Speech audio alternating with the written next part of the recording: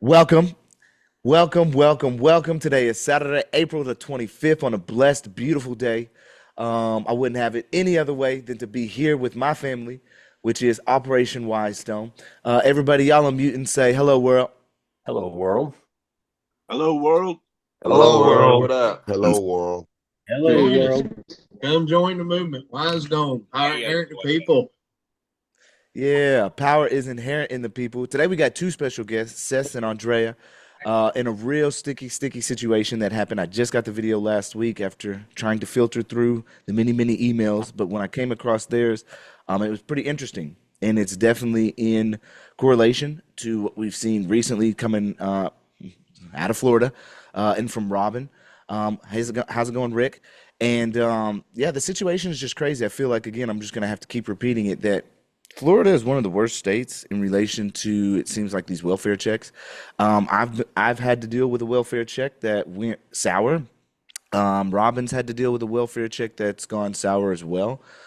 These welfare checks are pretty crazy, to be honest with you. How they can think that just coming to check up on one could lead to a situation where they need to violate one's rights and essentially make a crime where there is no crime. Again, out in Miami Beach, we had one with Robin, where he was just sleeping in his car. And I'll just show this briefly. You know, he's sleeping in his car, and look, they come to attack him. Dude's home asleep, opening the door. Here they go, opening the door, and then again, just egregiously violating rights from there. Mine with Washington State Patrol, as y'all well know of, sitting on the side of the road, not bothering anybody at all, not a soul, living soul. Actually, I had to relieve myself. Um, Knock the car on, and they come pulling up. And of course, you know, they want to dictate and demand that you do whatever they say you do, but that's not how this country operates. And there's plenty of case opinion if you need to go study that. There's plenty of Supreme Court justices that are telling you, but I think you have the Constitution and the Bill of Rights that tells you as well, and that should be enough, right? Including your natural rights and your God-given rights, which you already know that are established within you, because you breathe. And that is the core of essence of everything that we believe and understand here on Operation Wisedome, and everything that we will stand for and die for, if we must, to make sure that our kids and our future generations receive such freedom. And that is what it is, and there's nothing that's going to change that. Um, so, what I wanted to say first off, as we're getting into this, is welcome Seth and Andrea. How we kind of do things here is we like y'all to just go ahead and give, like, you know, an introduction of who you are, how you live life, maybe how your life was going before getting into the situation, and then maybe we'll kind of dive into the situation and go a little bit further and introduce the situation to everybody here on Wisestone. I'm Seth. This is my wife, Andrea. Oh, can you guys hear us? Yeah. We can hear Okay. you. Good. We got into farming and growing food probably about 4 or 5 years ago. We went down a rabbit hole and started really getting healthy and decided that even organic food at the grocery store isn't that good for you. So we wanted to grow as much food as we can, and we started a business. We ship fruit trees all around the United States. We don't have a lot of space to grow right now. We're very blessed to use our family's land, and we have a little nursery there. And we just recently started an antique business. She has a YouTube channel. I have a YouTube channel. So we're doing a lot of things. We DoorDash and Uber, and we also invest a lot in stocks. We don't have a lot of money, but we started investing a lot last year. And right around all that, right around the time when we got arrested, the markets crashed really hard. And so it was just all bad kind of at once, right when I got arrested. But it's okay. We're recovered and we're still here breathing, like you said. So it's a good day. Can't complain. Yeah. It is a good day. Andrea, tell us a little bit about yourself. Yeah, so me and Seth, we met in high school. We have been together for 6 years. We've been married for 3 years. Congratulations on that. Thank you. Thank you. Welcome. We're only 26. So yeah, we've been growing food for a few years now, and is trying to like inspire the community. And we actually are part of the community. Like, people all around Lakeland know us because of our cat, our little kitten. and just we help people, like, and I don't know, people seem to gravitate towards what we do because what we're doing is really beneficial to the community. So it was just so crazy, all of that happening and them treating us like we were homeless, which we're not. I can go to my parents' house, but they asked me to pay rent, which is fine. I did that for years, but I didn't want to do that anymore. And we were saving up money in our savings account to buy land to farm. That disappeared literally within a day of that all happening. But we got a GoFundMe, and oh my gosh, people have been so supportive. I literally cannot thank everybody enough. Seriously, yes. Thank you, everybody who posted the video. Yeah, For all thank the you, thank education you. that's coming with it as well. Yeah, man, we gotta stay strong out here. You gotta band together. I think we're seeing a lot of egregious actions, and people are tired of it. People are sick of it. I think they can understand now that with the easily available information that's being presented or that can be sought and obtained through groups like Wisedome or just one's own seeking to obtain more information or knowledge and wisdom And I'm is all about an being empowerment. a producer as much as I can, producing and trying not to consume. And it's like you're saying, you can be your own attorney. Basically, that's what you're teaching us. And I agree with that 100%. I want to be my own doctor. I want to be my own bank. I want to be all that. So We try to live a really minimalistic lifestyle, and that makes us happy. So yeah, for just all the support has been overwhelming. Well, what's So crazy is that we would just actually not even too long ago, I wanted to say not even 2 months ago, we was talking about how every 4 to 6 blocks there needs to be a community garden, right? And yeah, we was developing up plans to actually like, hey, how can we go out and make this an initiative to like every 4 to 6 blocks there needs to be some kind of community garden, right? sounds the, good. the power is scared of that because that's one of their biggest control points right there is food. Yeah, yeah. They really don't want us growing a lot of food, in my opinion, personally. But there's hurdles. There's lots of hurdles we've had to jump through, and Yeah, It's they don't make local. it easy. It starts local though. I think, it's all local. 100%. What's going on, Doug? I see your hands up, brother. I just want to say, Seth and Andrea, your story hits home with me because, as you see, this cargo van is my home. And just a couple of days ago, I had this policy enforcer roll up real slow. Had high beams on my car. I was like, all right, here we go. Time to record an Eddie Craig script. He just kept on going. And the Oh plate wow, comes back expired. Mm. So awesome. wow. And so this situation happened last year, yeah, October, yes. October. And at this time, y'all were just chilling. Y'all had parked in, I guess, in the vicinity a couple times here and there, or what? Yeah, Yeah, we had parked in that spot a couple times before. Correct. And there was never really any issues with parking there before. No, yeah. nobody ever came up and asked us, "Hey, what's going on? Are you guys good?" Nobody ever told us to leave. We never talked to anybody there. Yeah. It's the place we parked. There's a fence right there. So, and there's not like a gate to the fence. So it's not like we were literally in front of somebody's house. Yeah. Like we were kind of off to the side on that little speed bump easement right there where cars park. But there was no parking sign saying we couldn't park there. Right. People park there all the time. There's no tow signs, no loitering signs. Yeah, I There's think nothing. that's what was kind of a big deal to me when I was reviewing everything is that there's no parking signs, right? If you weren't allowed to park there, there should have been a notice, all right, Yeah, some kind of notice. And if one is not given notice, then of course my assumption would lead me to believe that I'm eligible to park there without any problems whatsoever. And until one is given notice, they can't say that it's illegal to park there because there yeah, is no exactly. notice signs. So. Yeah, that's kind of weird. Any other things y'all want to say before kind of getting into it?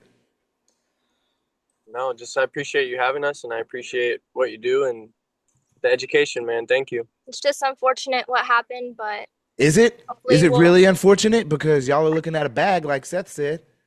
I will admit it's tough, you know, like sleeping in your car, but I'm comfortable with it and it doesn't seem to bother me all that much. And I did say a prayer that night. I did say a prayer for financial stability, you know, financial freedom. And then that happened a few hours later. Well, it looks like some financial You're stability might just be coming your way. yeah. Yeah. Yeah. You're gonna have to work for it at court. Yeah, you're gonna have to work for a little bit, but I'm telling you what, man, say there's people that have had a lot less. Okay, man, what was that situation? Do you think I can find it real quick before we even jump into? I want to find it. I want to find it real quick. Okay, so what I got going on is I got a transcript being built on the back end right now on y'all's situation. So that way, that transcript we can throw in and start trying to develop and see what we can do. I think everybody here today is going to be able to help us find fruit of the poisonous tree and where that's going to be applicable for y'all as far as a suppression is concerned, for sure. What did I want to find? Let me see if I can find it real quick. YouTube, and I'll go ahead and share screen, I guess. Is There's it this one that situation in California. You know the black lady? who is like in the back seat for like 4 minutes? Yeah. Yeah. I don't know the video where it is, but I know what you're talking about. Yeah, that's the highest yield, I think, so far.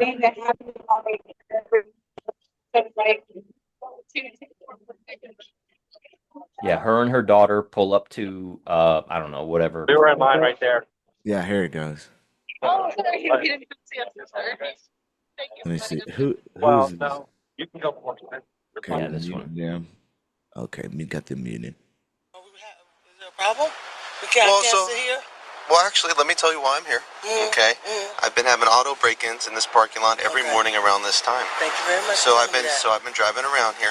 Okay, and I noticed that you guys aren't doing nothing but hanging out. Yeah, I just got in from And so, Vegas. okay, well This morning, I've been driving all night. Okay. No, you're not going to detain them. No, you're not going to detain them. We haven't did anything. We haven't did anything.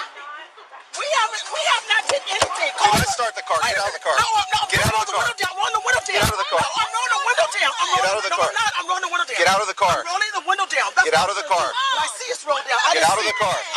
Get out of the car. No, I'm not. Get out of the car. I haven't did anything.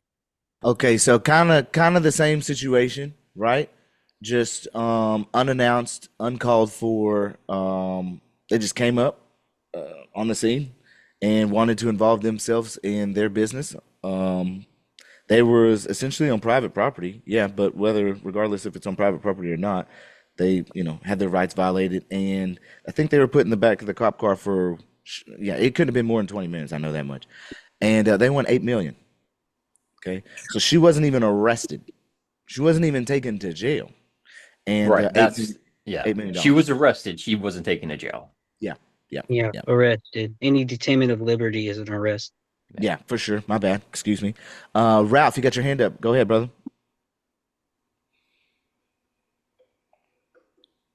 You're muted, my guy.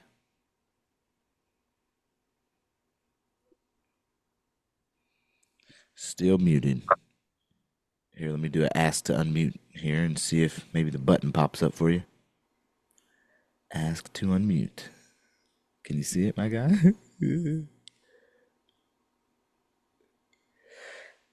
Oh, There we go. there you go. All right. Anyway, yeah, I remember watching that video, and that was one of the largest deals. But the problem that we face is the fact that they're coming up for a welfare check. Now, how do we get around that? Well, all of these cops are doing everything, but when you get into the meat of the bones, none of them actually have an official oath of office under Title V, Section 3331. Even the governors do not have a proper oath of office. So everybody underneath that governor are all corrupt. It's all fake. And so you're attacking or utilizing as an argument that section? Yeah. And when they go for their qualified immunity, if they don't have a proper oath of office, they're not eligible for the qualified immunity. Oh, well, that That qualified immunity is really dying out very quickly. yeah, that and that'll attack any claim of legitimacy when for the initial, like in the case of Seth and Andrea, if in the initial interaction, when that cop initiates that interaction and they say, "Hey, we're doing a welfare check. Thank you, I'm well. Good day." That's the end of it. At least that should be the end of it. Oh, it There's is. no, So anyway, I just wanted to chime in on that because then you can go ahead and attack the other elements of it, which is now, the fruit of the poisonous tree is, well, he said it's a welfare check. You told him you were fine, and then he escalated the situation. So anyway, And that is very true, and it's exactly what I've been working on recently. As I'm going through my opposition to the magistrate's summary judgment. Yeah, as I'm going through everything there, I have to get into the depths of bringing forth that this was not a consensual encounter. It was non-consensual. Okay, when one comes up to me and wants to do a welfare check, and I say I'm fine, I don't want, leave me alone. That's the end of it. There is no further discussion beyond that. Period. And for some reason they want to again make up crimes or try and no, they can't. Again, that would be even Rodriguez versus United States. You're extending the stop beyond a de minimis amount or the purpose of the stop. Well, if the purpose of the stop or even it ain't even a stop, just the purpose of you wanting to engage with a private individual was a welfare, then that's as far as you can go. Unless you've, again, got reasonable articulable suspicion of some crime that's been committed, about to be committed, or has been already committed. Freedom of association and freedom of disassociation. Very true. Not even sure if she said this is a welfare check. I'm not even. Yeah, I don't think she did. She didn't. She just said, we got a call. I didn't know that the call was for a welfare check. I don't even think she said that to us. Well, she knows. She knows. And that's enough. She knows that it was just a welfare check. Even with the call, there was no crime suspected. Even with the call, it was supposed to be a welfare check. So exactly. Even if it wasn't labeled as a welfare check, somebody calling, even claiming their suspicious activity, going up to your window, seeing that two people are sleeping in their car in a parking spot that's open to the public isn't suspicious activity. So regardless of the underlining excuse, suspicious, alleged suspicious activity or alleged welfare check is irrelevant. The fact that you guys were just simply sleeping in your car in a valid parking spot is no crime at all, and she doesn't escalate. She doesn't get to escalate the situation any further at all. Man, that is crazy, bro. One of the things that I did want to bring forward in relation to y'all's is literally just in the First District Court of Appeals in Florida in 2021. This is what's crazy. We actually had an evidentiary hearing by Robin, the other guy that has another welfare check, and they had a evidentiary hearing. And in that evidentiary hearing, the judge stated a case that was to support Robin. And then in the middle of her stating it, she goes, oh, I didn't mean the Taylor case, right? Stopped mentioning that and then went on to mention another case that did not apply directly to Robin's case. So on the record, she's admitting that she knows about this Taylor case that invalidates everything that they've done, and then pulls it out and says, oh, I'm not going to use that case, and uses a totally different one. So we go and find that case, right? And we show that there in Florida, you're good to go. 100%. This has already been established in 2021 that this seizure is illegal. It's Taylor versus State 326, 3D 115, 117, Florida First District Court of Appeals in 2021, right? And then they're citing State versus Brumello, right? Which is also a DCA coming out of 2019. So it's already been established, and everything was reversed on that one. They appealed when they went to appeal it. They reversed everything, and everything was vacated. So when it comes down to y'all, there's no doubt that I know for probably a 100% certainty that y'all are gonna have this completely dismissed, just because it's already established in Florida. But okay, enough long talk. Let's kind of You got anything to say before we get into it, Rick Martin? When we're using stare decisis, now be very cautious about using stare decisis. You've got to realize that 938 cases since the beginning of the Supreme Court have been overturned. And one of the cases that should be overturned is Pennsylvania versus Mims.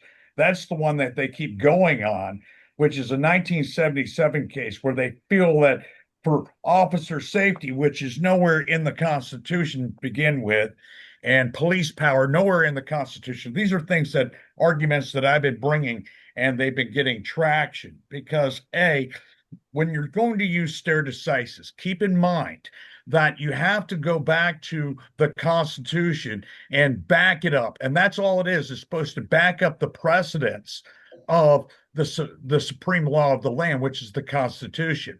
And when you can use stare decisis is when it backs up a right that is being violated by the judicial society. We'll just call it that for right now. They are using stare decisis in the Mims versus Pennsylvania case to back up their assault on we the people.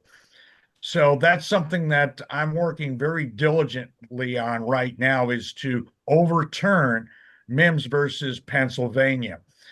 Stare decisis, if you're going to use it, it's supposed to frame what is stated in the Constitution as a clarification. So keep that in mind whenever you use stare decisis. Use the principle of the Constitution backed up by case law. And that's what stare decisis is case law. With that, I'll just hush. But I just wanted to make that clear to you that look at just was overturned is the 1969 case Roe versus Wade was overturned, and the Supreme Court gave that authority back to the states. Now, see, as I stated, 938 cases since the beginning of the Supreme Court have been overturned. So what stare decisis does is set a precedent of this is how the courts ruled on it once before, but what if they ruled incorrectly? And as it stated, 938 cases have been overturned since the beginning of the Supreme Court. So be very cautious when using stare decisis as the crutch of your case. Go back to the Constitution and find where the Constitution protects that unalienable right that was endowed to you by your creator. With that, I'll mute. Oh, good stuff. I love it. Yeah, that's good stuff. I was gonna make a comment, but no, there's no comment needed now. It's good stuff.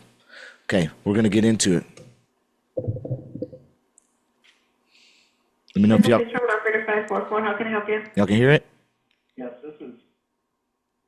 I can hear it, yeah. Yes, sir.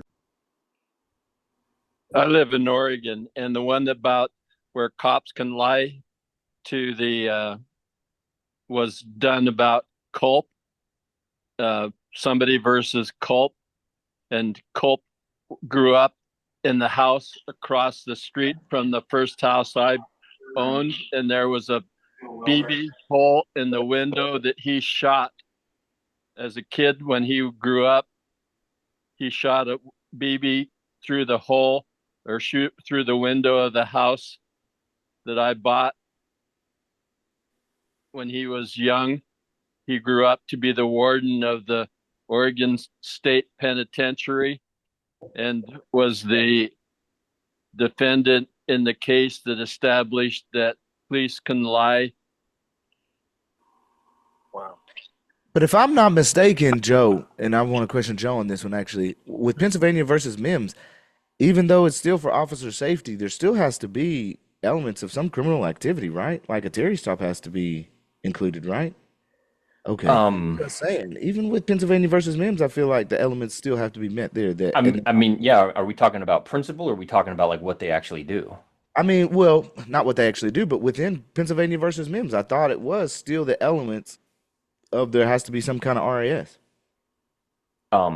Yeah, I believe that's the case. I'm pretty sure that's the Because the I requirement. know they crutch on Pennsylvania versus Mims, but the elements still can be broken down in there, right? Yeah, they need to articulate the elements of what they're charging you with. So Reasonable, articulable suspicion of armed and dangerous, doesn't Yeah. it? I thought it Yeah. was armed and dangerous. Yeah. Yeah, me as well. I thought it was some kind of safety Safety risk element. being posed. Yeah. Let's just check this one more time. Rick's got his hand up. I'm Go ahead. almost positive it was armed and dangerous. Yeah, me too. Yeah, Let's check. there are before a prosecutor can actually gain conviction, there are 7 elements which I go over quite a bit. Those seven elements must be met before a conviction can actually happen. But your prosecutors are not even meeting any of them. All 7 elements must be met before a conviction happens. And I can actually, if we have something, I can actually show those 7 elements and how they have to be articulated for a prosecutor to win a conviction. But we have been so dumbed down, they don't even meet any of them. It's all assumptions and presumptions. Check this one out. So Seth and Andrea, this is actually an order, okay, from a judge. It's coming out of the Charleston Division of West Virginia last year in March. Okay, so just a year ago. Okay, and I'll go down to the bottom so I can show y'all. This order is coming from Thomas Johnston, who's a United States District Judge. Okay, so not a magistrate, but an actual judge. And this order almost can be put in the same situation that y'all are in a sense, on the highlighted aspects, anyways. That plaintiff, or let's say you and Andrea, contends that the deputies or the officers stated they initiated the stop because plaintiff was sleeping in their car. Okay, let's just put it like that. Okay. There does not appear to be a law in Florida that criminalizes such behavior. Okay. Taking the facts as the court must, in light most favorable to you, Seth and Andrea, these deputies or the officer, I forget what her name is, Jimenez or whatever the case was, 236 though, allegedly initiated the stop without reasonable suspicion of a crime. Such a stop would violate the Fourth Amendment. So then we come down here. So unconstitutionally extending a welfare check or stop by even a de minimis amount of time would violate the Fourth Amendment. Okay, and that's coming out of Hill, citing Rodriguez. They can't write a citation to you. But then here we go, right here. While it is true that an officer may order a suspect out of the car during a valid Terry stop, meaning that there must be some kind of crime involved, such an order is only valid if an officer, quote, possesses an articulable and objectively reasonable belief that the suspect is potentially dangerous, unquote. So the defendants, which is the police department in this situation with y'all, would cite nothing. They would be able to cite nothing that would suggest between initiating the welfare check and you explaining or standing on your rights that they noticed anything that would suggest that the encounter became dangerous to her. And without such justification, the act of ordering the plaintiff out of the car is arguably unjustified. So even her ordering you out of the car, Seth, is totally unjustified, much less pulling you out of the car. Yeah, we knew that. As soon as they told us to get out of the car, I said, give me your supervisor, but I already knew it was unconstitutional, all of it. Yeah, there was no reason for illegal detainment. Yeah, Jimenez. All right. And if there was, then, and I wasn't aware of it, if she would have said anything, I probably would have forfeited my Fourth Amendment right and just handed her my ID. If she said anything remote, like She didn't. Yeah. She kept saying there's no crime. She literally told us there's no crime. Here we go. Or something. What's the address again? What's that? My address is, and they are parked across the street, underneath the street line. What kind of vehicle is it? It is a white 4-door, I believe a Hyundai Accent. Did you see the tag? I cannot see the tag. Okay. So has it only been parked there at nighttime? Yeah, they usually show up around midnight or so, and then they leave by 8 or 9 in the morning. And I have observed somebody sleeping in this vehicle. Wow. What a crime. Something natural that everyone has to do. Jeez. The right to be left alone, whatever happened to that? Yeah, I'm just checking it out. For real. Yeah, I'm here. What's your name? Whatever happened to the right of self-determination? Or the right to self-govern. Right. Would you like contact with an officer? I mean, it's up to you. That's fine. I mean, it's up to you if you want contact or not. We'll have to do some check on that regardless. Yeah, I mean, at least do a welfare check. I mean, like I said. All right, well, I'll have to go out there and check on it. Okay. All right, have a good day. Thanks a lot. Okay. Thanks a lot. And of course, he didn't want contact with the officer. Okay, so look where we're parked at. I don't see any no parking signs. Does anybody else? Damn, it's not coming up on the screen. Yeah, share video. Yeah. Seth, Andrea, I love how y'all was hammering them, calling them out right there on the record. That was awesome. You should. I don't have the footage yet of the ride to the police station, but yeah, I let her know for sure. That's a wild video. We'll try to get that. You come in there like Mike Tyson. I loved it. When she took him to jail, she literally started driving down the road with her lights off. And Seth was like, "Hey, dumbass, your headlights are off." And she was like, "Oh, Wow. Rules for thee, not for we. She was driving for a minute with her headlights off. Can I ask you too? Have you put in a public request, records request at all for any of that body cam or? So yeah, they gave us a lot of trouble at first. At first, everybody told me it won't be an issue, even though they knew I had the pending charge. We did it the next day. I put in a handwritten request for everything. But they, the Rebecca Slade lady at the Lakeland Police Department, she said that since I have a pending charge, that she can't give me any of the footage, and I had to get it all from an attorney. They basically sent us in circles, forced us to get an attorney just to file for discovery to get our own footage. What? Sounds about right. Multiple times. And this is Lakeland? Yeah. Yeah, they. What county? Slade, she denied County. me. Yeah, Polk County, Lakeland Police Department. They denied me the footage multiple times, and I have all the emails to prove it. They were telling me that there was still an active investigation, that I couldn't have the footage. And so I told them to redact Seth out of all the footage and just get me, because I have my own case. Like, he was unlawfully arrested, but they violated my rights as well. So I wanted that for my case to get that kickstarted. But they still, even after that, she said, okay, you'll have to pay a fee to get the footage. And I said, no problem.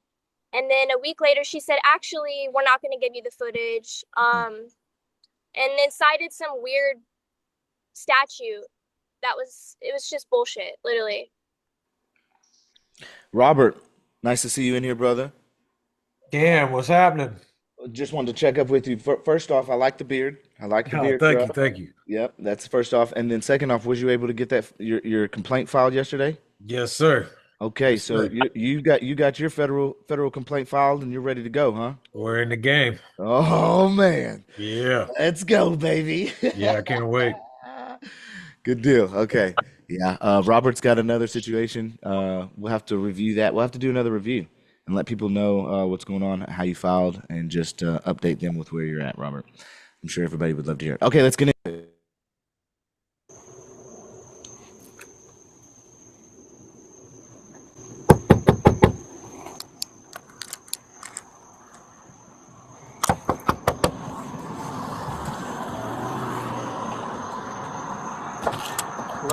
Put down the window?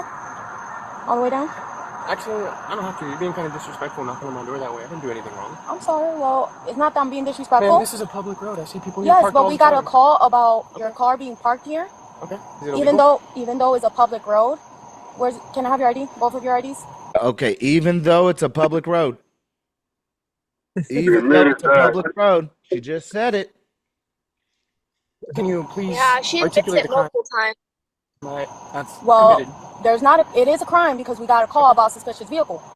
It is a crime. Is it a crime, y'all, for a suspicious vehicle? Someone calling for a suspicious vehicle? Y'all unmute and let me know. No. Damage Hell no. property. Heck no. Freedom, not a crime. Heck no. Is being suspicious a crime, y'all? Nope. Suspicion is not a crime. I think we've learned this from First Amendment auditors. Absolutely not. I want to now know I'm why asking she's asking questions. Say that again, Asking Rich. questions as opposed to asking questions. I'm just curious what the difference is. Just a couple letters. That's all. Identify yourself. Is your badge cam on? Yes, it is, actually. Okay, what's your name? Officer Jimenez. Okay, so... Do you have anything that could hurt me, poke me, Of course prick me not. here? I'm just sleeping with my wife. And I understand that, and that's why I'm making contact with you. Hi. What we're doing is not illegal. I understand it's not illegal. I understand it's not illegal. No, let me finish. I'm being respectful, okay? Okay. You committed no crime. Okay. Okay? No crime. Nothing. Okay. Okay? So, in order to trespass us or anything like that... We're not talking about trespass. I'm asking you to identify yourself. We don't have to. Yes, you do, because we got called here regarding Listen, regarding your car being parked. I know the Constitution. It's called 901.151. That's the penal code. I don't need the ID. I'm sitting on a public road right now that my taxpayers pay for. Like you said, I'm not breaking the law, so nobody needs to ID. If you would like me to move, I would. No, I need you to identify yourself. I'm not going to ask you again. All right, we'll get your supervisor. You're being silly. 236. Can my 1099 step it up? And the way you came up to my door was very disrespectful. However, they're refusing to identify themselves and getting 1099. I'm a human being. Okay. Maybe you should treat people that way. Facts. I need you to identify yourself. Listen, you can do this all day. I know I just told you Your license, 901.151. your registration. Look this up. 901.151. Yeah, You know the law. that's the penal This code. has happened multiple times to us. We do not have to give you our ID. I'm just going to scoot my seat up. Call your supervisor. No, leave it just like that. Thank you. Call your supervisor. Okay, I did. Are they on the way? Yep. Okay, perfect. And the only reason I was telling you that is so you don't shoot me. Okay. Because legally you can.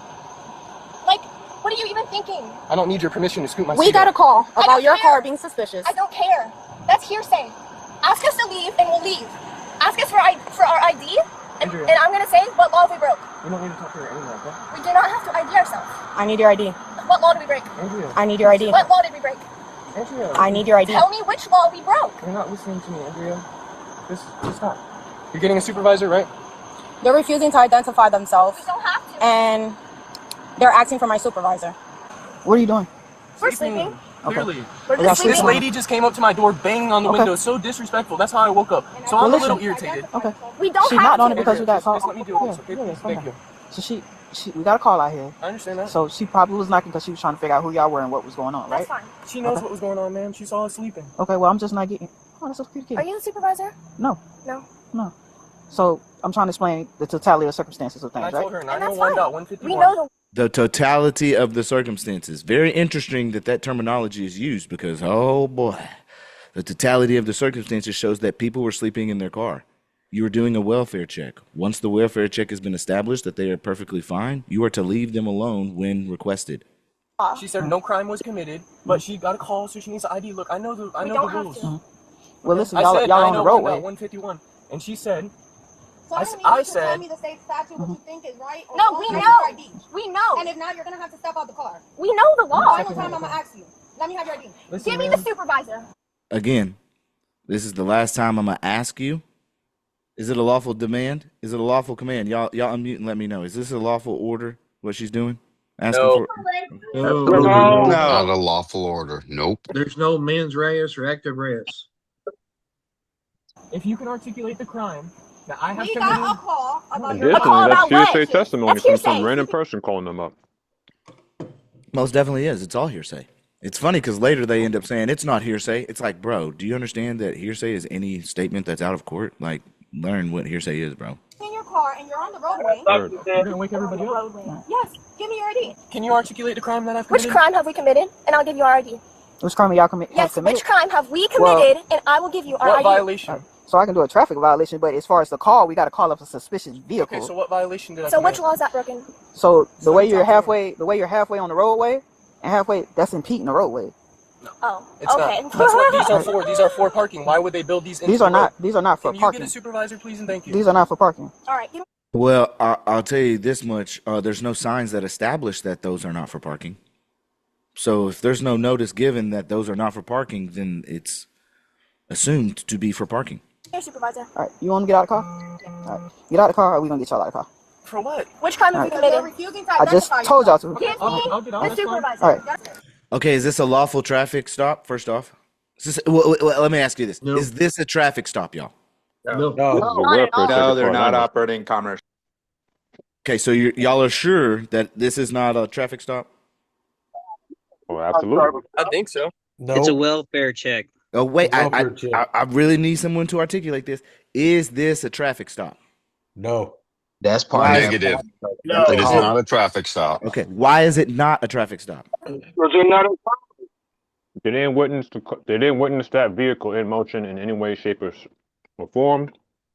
That vehicle was at a standstill. The vehicle wasn't even on. Mm-hmm. It was in a place where Are the lights on? There There was no traffic infraction. Traffic is commerce. Traffic is commerce. Exactly right. And there's no lights on. Does the cop car have its lights on? I didn't see it. I don't even think it did have its lights on. No. Yeah, so Misapplication of the transportation code. It's exactly what Be a stop because they were misapplication of the parked. transportation code. Don't touch my door. Get out the car. Can I say something? If you're violating my rights right now, man. Okay. So is this the point where we get fruit of the poisonous tree? Yes or no? Yes, sir. absolutely. No threat to the officer. No threat to the public officer. threat. Earlier, maybe. moment? Say that again, Troy. I said, I mean, as soon as they knocked on their window and they told them they didn't have rights, it's fruit of the poisonous tree. But It could be. yeah, this is really bad. Yeah, it's pretty bad. When the cop physically did this is when it's fruit of the poisonous tree. I think so, but also maybe one could articulate. And once she found out that they were okay and she started questioning them without Miranda rights being read, that could be a point as well. Yeah, that's right. Wait, say that again. Sorry. Hey, I Cam. was just gonna say that's where I think they're at too, right there. You know, as soon as they got done with the welfare check and made sure they're alive, then they should have left. Go ahead, Sam. Fruit of the poisonous tree came from the birth certificate and the driver's license and the social security card. I think Sam was asking something too. Was Sam in here or no? Maybe I'm tripping. Okay. No, get out. Get out the car. Get out the car. Get out the car. I told you to identify yourself and you don't want to. I didn't do it. And you didn't want Do to. not touch Put your hands behind your back. Do not Put touch your it. cat. Put your cat down. What crime have we committed? Put your cat down. Man, you're gonna lose your qualified immunity because I told you 901.151. I clearly stated the penal code for you. I gave you plenty of time But I didn't to break the identify law. yourself. I didn't break the law. Get your cat, because your cat do might escape. All right. Thought about it. All right. So what was the big? Not committed a crime. Listen, but what was the big You deal about? guys use your power, your authority. People's lives are over. If that's how you feel. We're sleeping. But you can't. All we sleep. were doing was sleeping. You can't We sleep right committed no crime. So she says you can't sleep right there. Why can't she sleep right there, y'all? Why can't she sleep right there? Let me see real quick. Hold on. For no Oh, particular this is when they reason. start making Please, stuff. operator 544. How can I help? They'll say anything. Dispatch. Is there any way you could send an officer out here and do a welfare check or something? Caller. Hey, Cam, can I make a quick point? Yeah, go ahead. Yeah, just this, Danny, just that anything we can do to lower our own temperature and remain calm is going to be a good practice and a good study to have for our own selves. That's We it. agree. Yeah, I could have handled myself way better. Yeah, no, I saw that. It's all good. It's all good, but just that's one of the things we all got to get good at. Say, hey, I got a call. The people around here don't want you here. You should leave. The crime is your suspicious vehicle being parked Dad. in front of someone's home. Sum it I would also love if you didn't tow my car. 'Cause I've committed no crime. Can't park there because do whatever they want, doctrine. Reason to get out with you, or if somebody calls. For what? specifically It's about not it. ready. We for sure got 89 on him. I said we for sure got 89. I wouldn't say anything to her unless you wanted. She provided it, but. Say detain him because she's being aggressive. I mean, just good because I don't want my shoes to be dirty. So shut up and provide ID. Simple as that. Shut up or provide Just for the ID. nuts and Nice. counsel, just very simple. Castro, like Fidel, 128. Yes, sir. I'm going straight. I'm taking one of them employees home. I could probably sit there right now.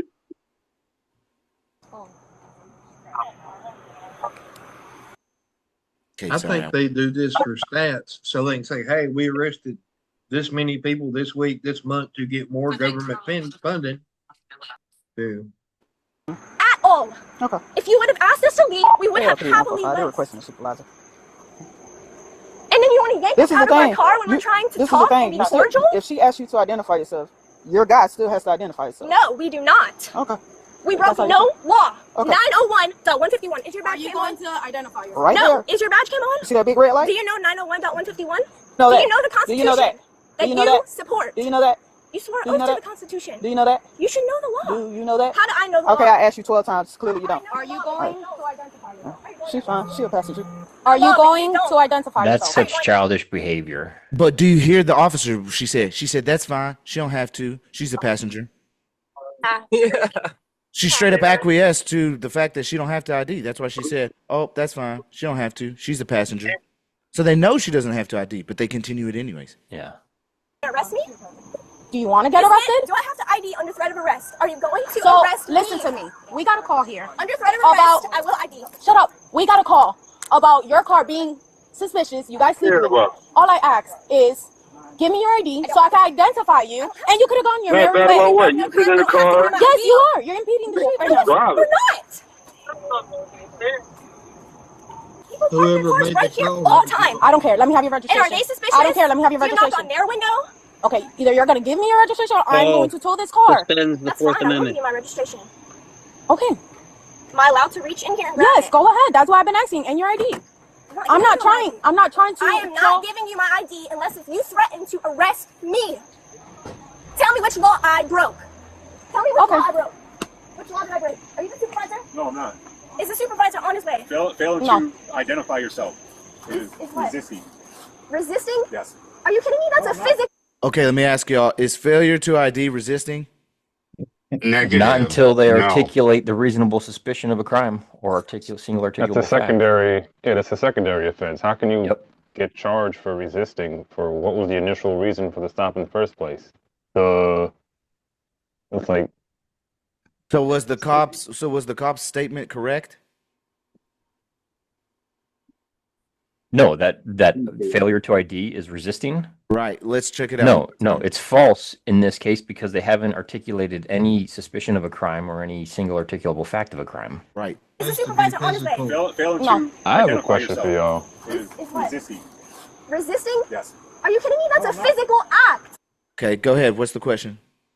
Can anybody, under these circumstances, can anybody actually like, maybe we can brainstorm what the criteria is for the suspicion? Is it like, what exactly is it? Because it seems like a blatant statement that they use to just, do whatever you want doctrine, as Doug said earlier. It has to be a crime. Suspicion in itself is not enough.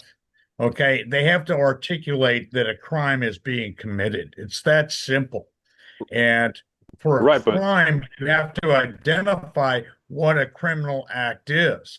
And that's what I was talking about with the 7 elements of a crime that a prosecutor must bring forth. Yeah. And the fact that they're not doing it, Yeah. and that's because our I'm good. juries are not educated. It's that I simple. don't want you to go back to sleep. Good. Good. All right. Go ahead. Sorry, I muted him. Y'all are good. Go ahead. No. So is this why the best bet may be to immediately, hey, what are you stopping me for? Okay, welfare check, nothing's going on, we're all good. You can see all the occupants, you can see everything in the car, nothing in plain view. Am I detained or am I free to go? Right. Immediately, and nothing much past that. Right. Eddie Craig script. Yeah, Eddie Craig script. Asking those questions. Are you going to assault me or harm me or my property in any form or fashion for exercising these rights today? Right? Asking those kind of questions really puts them in a point to where, how are you going to answer that one? By exercising my rights, are you going to violate me or harm me or assault me and my property in any form or fashion by exercising these liberties? That's the setup question right there. That's a real good question. All right, we'll keep it going. How do I know the law better than you How do guys? we expect to know who you are? Why do you have to know who I am? Which law Because did I we break? had a call and we're investigating that call. What does the call mean for me? That's A hearsay. suspicious vehicle. I don't give a shit. That's hearsay. That's hearsay. Yes. Which law did I break? You can't tell me. A suspicious vehicle. That's not a investigating it, and now you're failing to identify yourself. That's a law.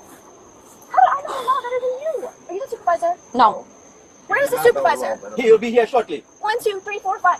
Let me turn on my camera. Give me a second. Sleeping, trying to get rest. Excuse me, camera. Conspiracy against What we doing rights. if you need assistance, Nita? Do I look like I need assistance? I was sleeping. Well, you shouldn't be sleeping in the side of the road. Then let me leave. I'm just trying to sleep. Okay, let's look up. Let's see. We're getting a transcript built out right now. We're doing an analysis on the transcript. And then I wanted to search up the camping in Florida statute. Camping, Florida statute. Yeah, we already looked at this, so we'll look at it again. And there is an exemption right here. Where's the exemption at?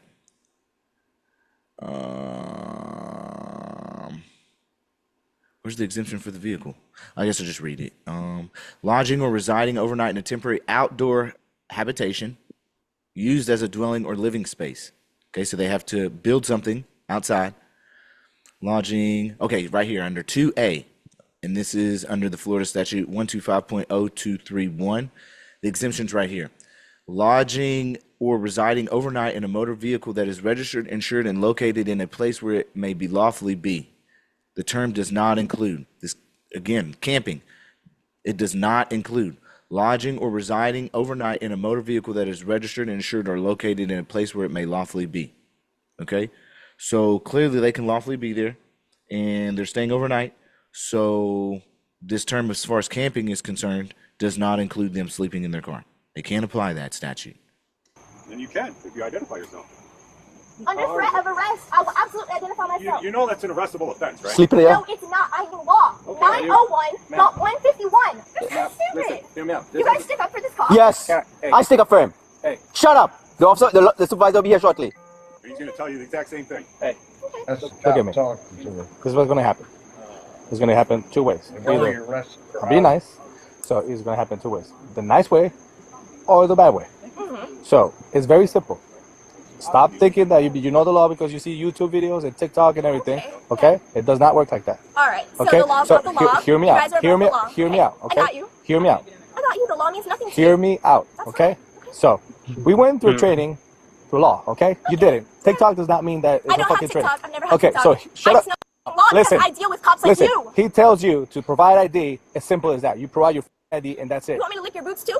No. Okay. That's disgusting. I don't want my shoes to That's be dirty. good. I'm not a okay? bootlicker. That's good. I'm Good, not a because I don't want my shoes to be dirty. So shut up and provide ID. Simple as that. Or you go to jail. Either or. Okay, wonderful. 2 counts of. So they already admitted that she don't have to ID because she's the passenger, but now we have this guy over here, shut up, do as I say, you're an idiot, YouTube don't apply here, TikTok don't apply here, you're going to ID or you're going to be arrested. When they already know she don't, when they already know she don't have to ID, bro. Shout out Hayden. Just do it. You're gonna give me what I want to go to jail. 10 times. Okay. If you're going to arrest me, okay, I will give you my ID. Get me your ID. Fantastic.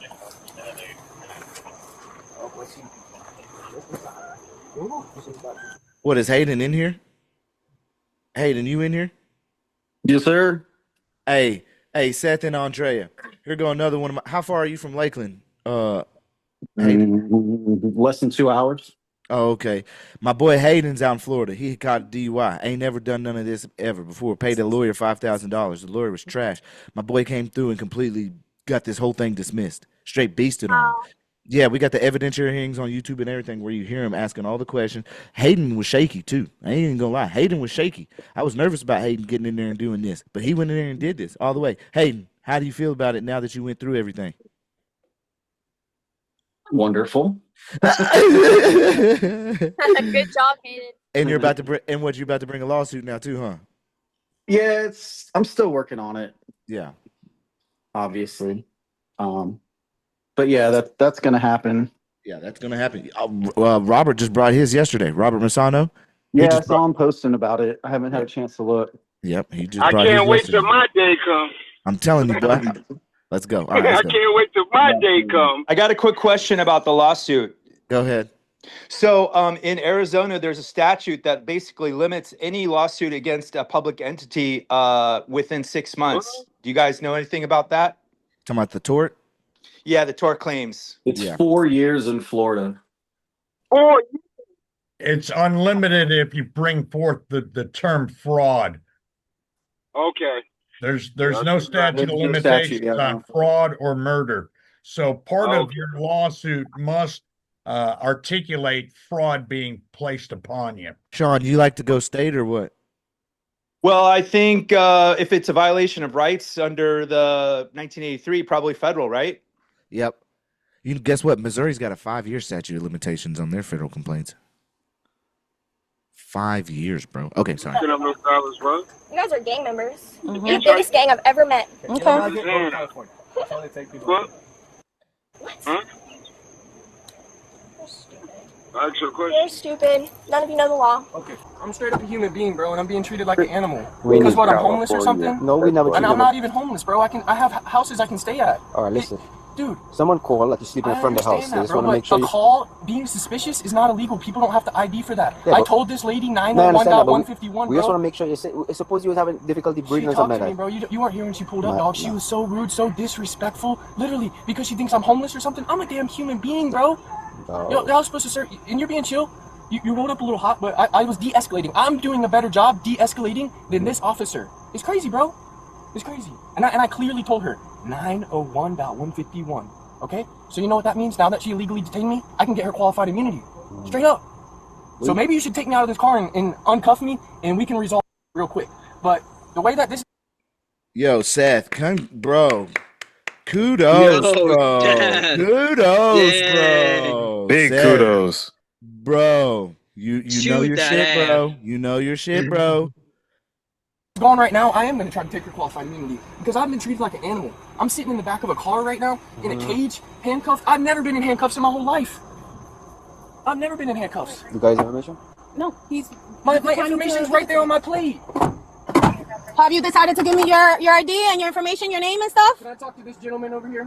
No, I'm talking to you right now. Are you going to provide me your name? Sir, are you the supervisor? No, I'm not, and it's I would male. like for you to be professional, officer, please. I am being professional, and I'm asking you, are you going to provide your name? I said when you can articulate the crime I have committed and suspicious is not So the a crime, suspicious is we got a suspicious vehicle. okay, so if you're not gonna hear me out, then I'm not talking to you. She parked on the sidewalk too. Or what was that? This is ridiculous. I can't believe this. For us sleeping in our car, It would have been. we're just trying to rest. All right, y'all check the chat. What we got going on right now is I'm dropping in the chat right now legal analysis based on the transcript. Seth, if y'all want to grab that too, it's a PDF. It's 23 pages. We'll go through a little bit of it, but... Very simple. Here you go. That's it. Okay, have a good night. That's it. Why would I lick a boot? Why would I do that when I broke no law? Why would I? All right, Pumpkin. Keep thinking that. Am I free? Nope. No, I'm not. This isn't free. This is America. This is a gang. Yeah. Do you go home and you treat your wife like this? You talk to your wife like this? Ooh, I'm sure that you do. Yeah. Really? Okay. Yeah. What is that I heard? Good for you. Yeah. Yeah. No, this is actually my husband. Good for you. Good for you. You guys are such a catch. Thanks. Lovely. I agree. Yeah. We get to be They're not even together. married. No. Fun. We like to take people out. You get to arrest people and lock people up Yeah, together. we do that. We do that We just fill up our together. prisons. So fun. Yeah, it is. I bet you guys love your life. I love her. I like that. You know what's going on, Andrea? Yeah, she knows, bro. Harassing people. Just trying to speak. Is it your car? Making fun of me because Hey. I don't have a house. Hey, what's your I can't afford shit. What's your name so I know how to address you correctly? I'm not telling you. Okay, that's fine. Okay, that's fine. Well, ma'am, whose car is this? Is it yours or his? This is our car. It's your car, so y'all are married. Y'all are married.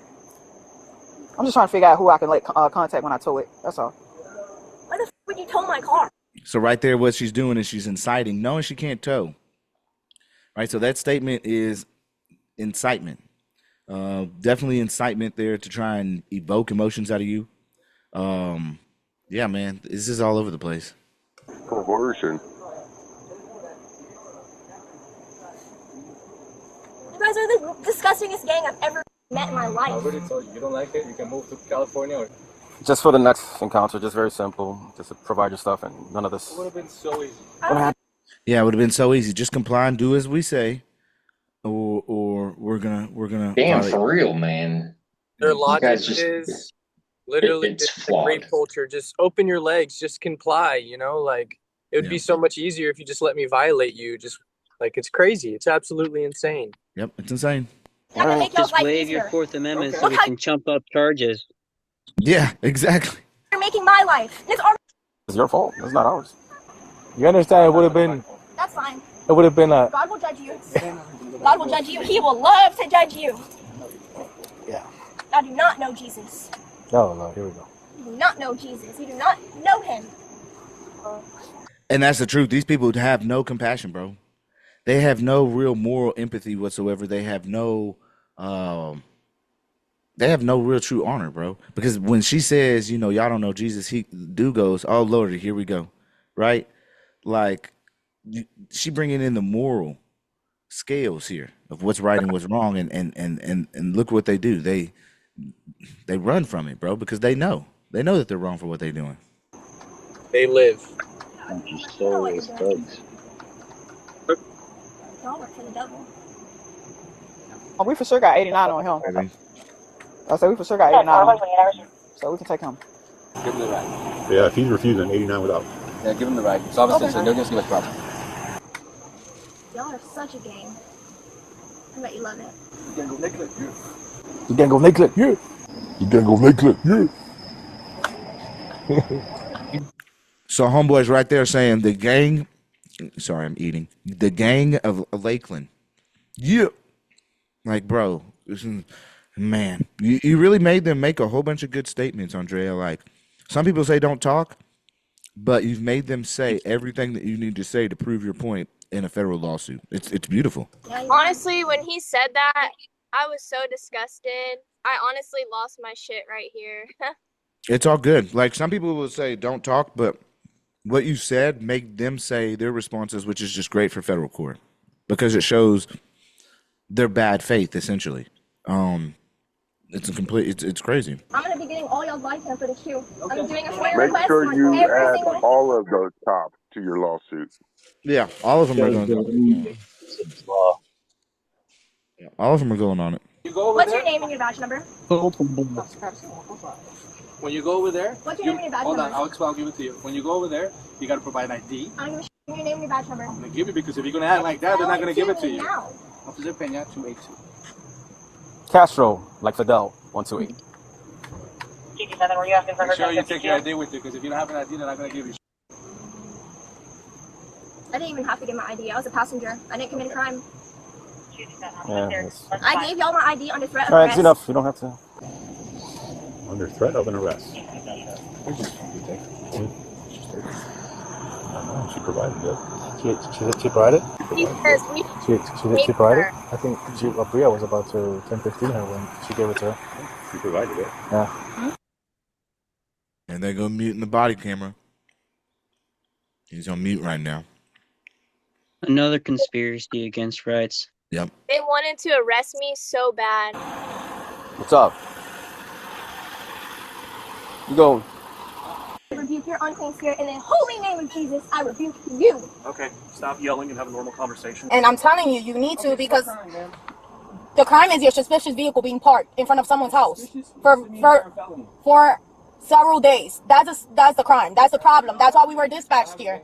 This is my first time being back here, but I have been here before. So are you going to continue refusing to provide your name and identify yourself? Like I said, I have no problem identifying. You can run my plates if you want. But I have not committed a crime. You have not told me what crime, so I'm not going to ID. It's called 901.151. That lady got shot in the face for rebuking police officers.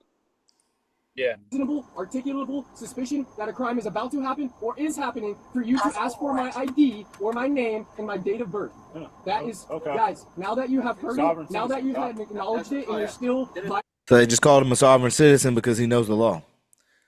So y'all tell me, is he a sovereign citizen because he knows the law? No. No. What makes in what context? The cops Are you talking the FBI? Yeah. Definition or joint resolution in 1840, I think it was. I'm an American. 1940. But yes, no, the term they use today as far as sovereign citizen is concerned. They need to have From the FBI. Gotcha. Yeah. No. No, not at all, bro. Bro has not brought forth any sovereign citizen or, man, I hate even Well, saying it. isn't that definition? I mean, they're going to say, okay, oh, you're exercising your right. He's a terrorist, sovereign citizen. Right. That's an oxymoron in itself. Yep. Yeah. Violating my human rights. That's what. Oh yeah. They didn't know that in Florida, camping at the side is illegal. That's like a 3-foot jumbo. Okay. 3-foot jumbo shrimp. Wait a second. Somebody's rights. That's Miller. Hold on. You got mute up now. All right, check it out. Watch what he says here, yo. Still violating my human rights. That's what. Oh yeah. They didn't know that in Florida, camping at the side is illegal. Let them know that camping on the side is illegal. So you see, again, that's why I brought forth the statute as far as camping, because it literally has an exemption in there, which states that people who are parked on a public road or any, legally, publicly available area is not camping when they're in their vehicle. Is that offensive offense? Because they just said they were sleeping. Now he's saying it's an arrestable offense. Correct? Yeah. So they were camping. Yeah, so they're camping. So they just made a logical assumption based on the statute when there's literally under 2A an exemption for people who are in their motor vehicle. It's crazy, bro. You did sovereign citizen? Mm-hmm. Okay. Well, I won't say anything to her unless you want it. She provided it, but here's the thing for future reference: don't ask more than 3 times. Your lights on in your back, your pocket, your flashlights. Oh. I guess I'll. Yeah, 89. So it will be resisting for him, right? This talk this Zango. Just let him know what you have. See what he wants to do. So you detain him because he's being aggressive and you just. He's being passive aggressive, bro. Yeah, you're right. You don't want to you don't know what you have.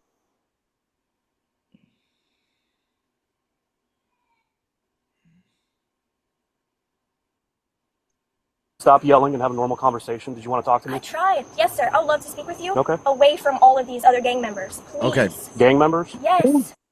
Okay, so we got Officer Jimenez's initial contact.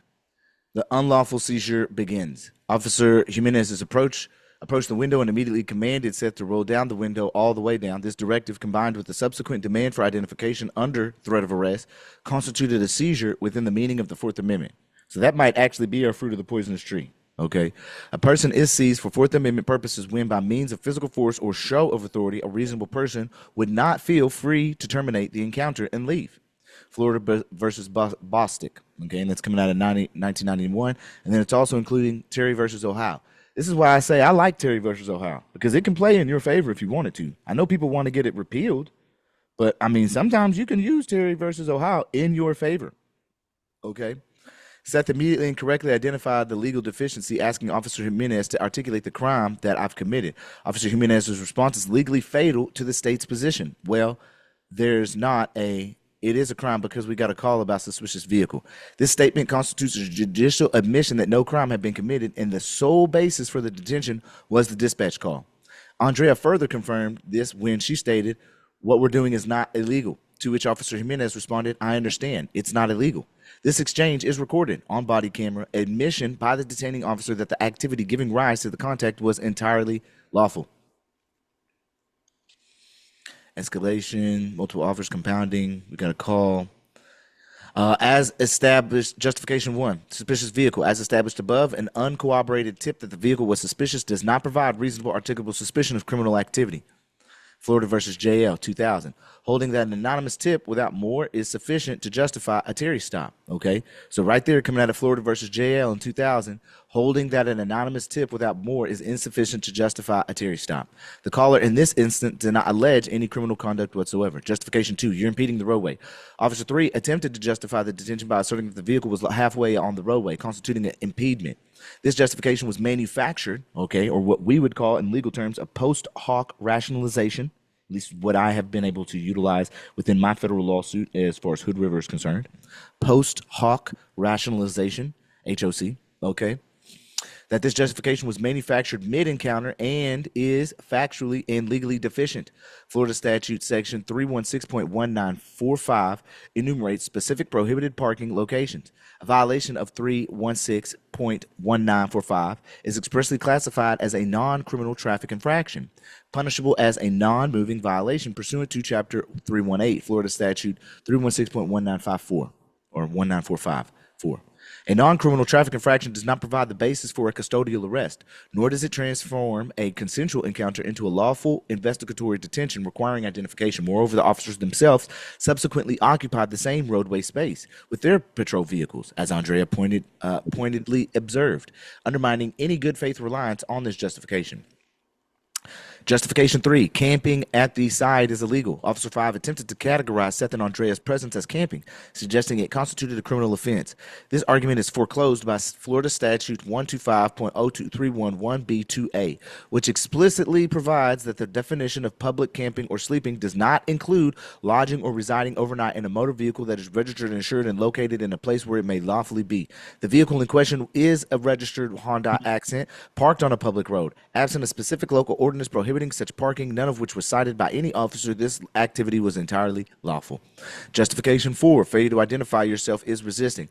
Officer 4 asserted that failure to identify yourself is resisting. This statement reflects a fundamental misapprehension of Florida law. Under Florida Statute 901.151, as they have clearly articulated numerous times in the very beginning of every interaction they had with this officer Jimenez, the obligation to identify oneself arises only when an officer has reasonable articulable suspicion that the person has committed, is committing, or is about to commit a violation of the criminal laws. Because no such suspension existed, the demand for identification was not lawful command, and refusal to comply with an unlawful command cannot constitute resisting without violence under Section 843.02.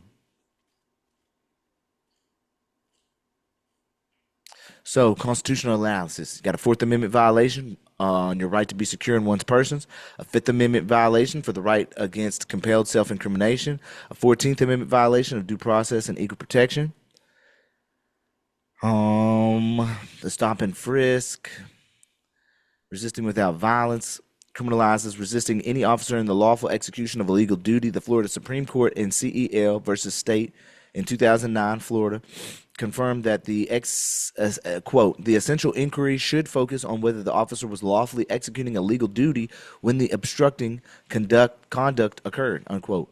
The elements of 843.02, as set forth in the Florida standard jury instructions, require the state to prove beyond a reasonable doubt that 1. The defendant resisted, obstructed, or opposed the officer. 2. At the time the officer was engaged in a lawful execution of a legal duty. And 3. The defendant knew the officer was a law enforcement officer. The second element is the dispositive battleground in this case. Officer Jimenez was not engaged in any lawful execution of the legal duty when she demanded Seth's identification. Her duty to investigate was predicated on a reasonable articulable suspicion, which she admittedly lacked. An officer who demands identification without the requisite legal foundation is not acting in the lawful execution of a legal duty. She is acting in the excess of her authority in violation of the constitutional rights of the sovereign individual which she has detained. The Florida Supreme Court's decision in State versus Espinoza in 1996 stands for the proposition that the conviction for resisting without violence cannot be sustained where the underlying police action was unlawful. Because the detention was unlawful, the demand for identification was unlawful, and Seth's refusal to comply with that unlawful demand cannot constitute a criminal offense. The parking violations, even if they brought forth, are non-criminal. The motor vehicle exception to the public sleeping prohibition, fruit of the poisonous tree doctrine. Okay, so the fruit of the poisonous tree, the unlawful initial seizure. We're only on page 9. The poisonous tree in this case is the initial seizure of Seth and Andrea. The moment Officer Jimenez's show of authority combined with her demand for identification under threat of arrest transformed a consensual encounter into an involuntary detention. So it would seem as though the fruit of the poisonous tree would be at the demand of the identification in and of itself. Agreed? Yeah, because no crime was committed, so the No. Fourth Amendment And demands. the window with demand to be rolled down all the way was the first violation. Correct. So this seizure was constitutionally defective from its inception as it lacked the reasonable articulable suspicion required by the Fourth Amendment and the statute 901.151. The tainted fruit, all derivative evidence and actions. So, Seth, you stated that your public defender has submitted a motion to submit or a motion to suppress. Yeah. Okay. And when was that filed? A month ago. Okay. Do you know if there's been any evidentiary hearing set for that motion to suppress? Yeah, I have a hearing next month. On Next the month. 28th, I think. Do you know if that's an evidentiary hearing? No, I just know that it's for the motion to suppress. I'm not sure. Okay, well then that's probably going to be an evidentiary hearing. That means that this public defender is going to get a chance to cross-examine the officers that were involved, mainly Jimenez. And go ahead.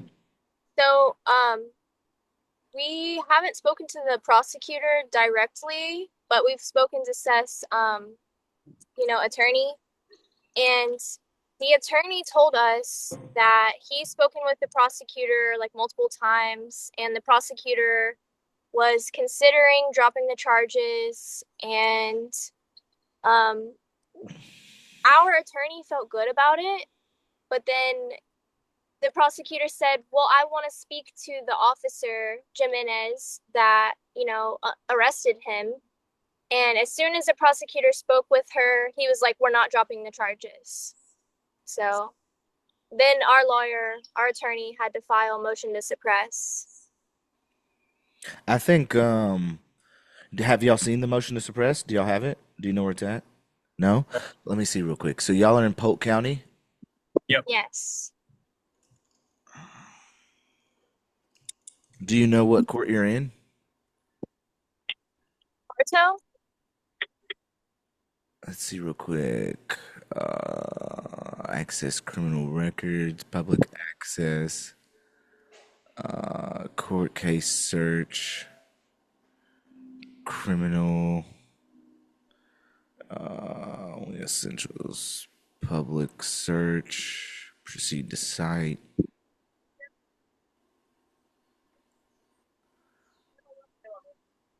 Case search. Okay, do you know your case number?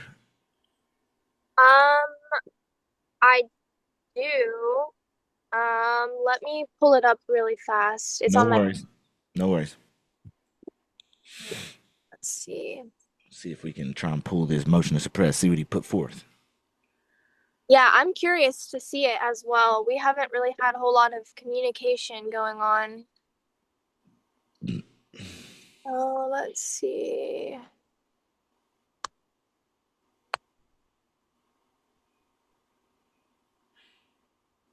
Okay, it should be 2025 dash 000-91105. No records found. Okay.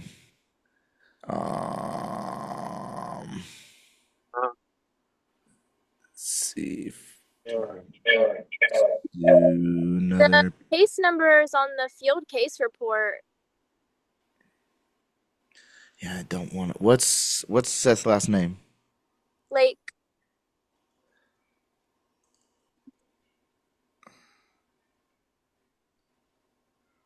Okay, something comes up here. Lakeland. Disposed and then a pending. Okay, so we got this pending one. I found it. okay. And continued demand for discovery. I don't see anything on. Let's see. Let's go to page 2. Okay, so there is a motion to suppress. View on request. I'll just put in my email, see if we can request the document. The request was submitted. Okay, so I put in a request to see it. You got to request it for some reason. Judgment conditions. Yeah, anything you want to see, you have to make a request for. I know a little bit. The attorney said that he's going to go off the basis that the whole entire stop was just an illegal detainment to begin with. She had no legal ground to demand anything from us at all. At all. There for a welfare check. At all. 100%. 100% in agreement. They didn't have any, yeah, so I ain't got it yet. Okay, so let's keep going.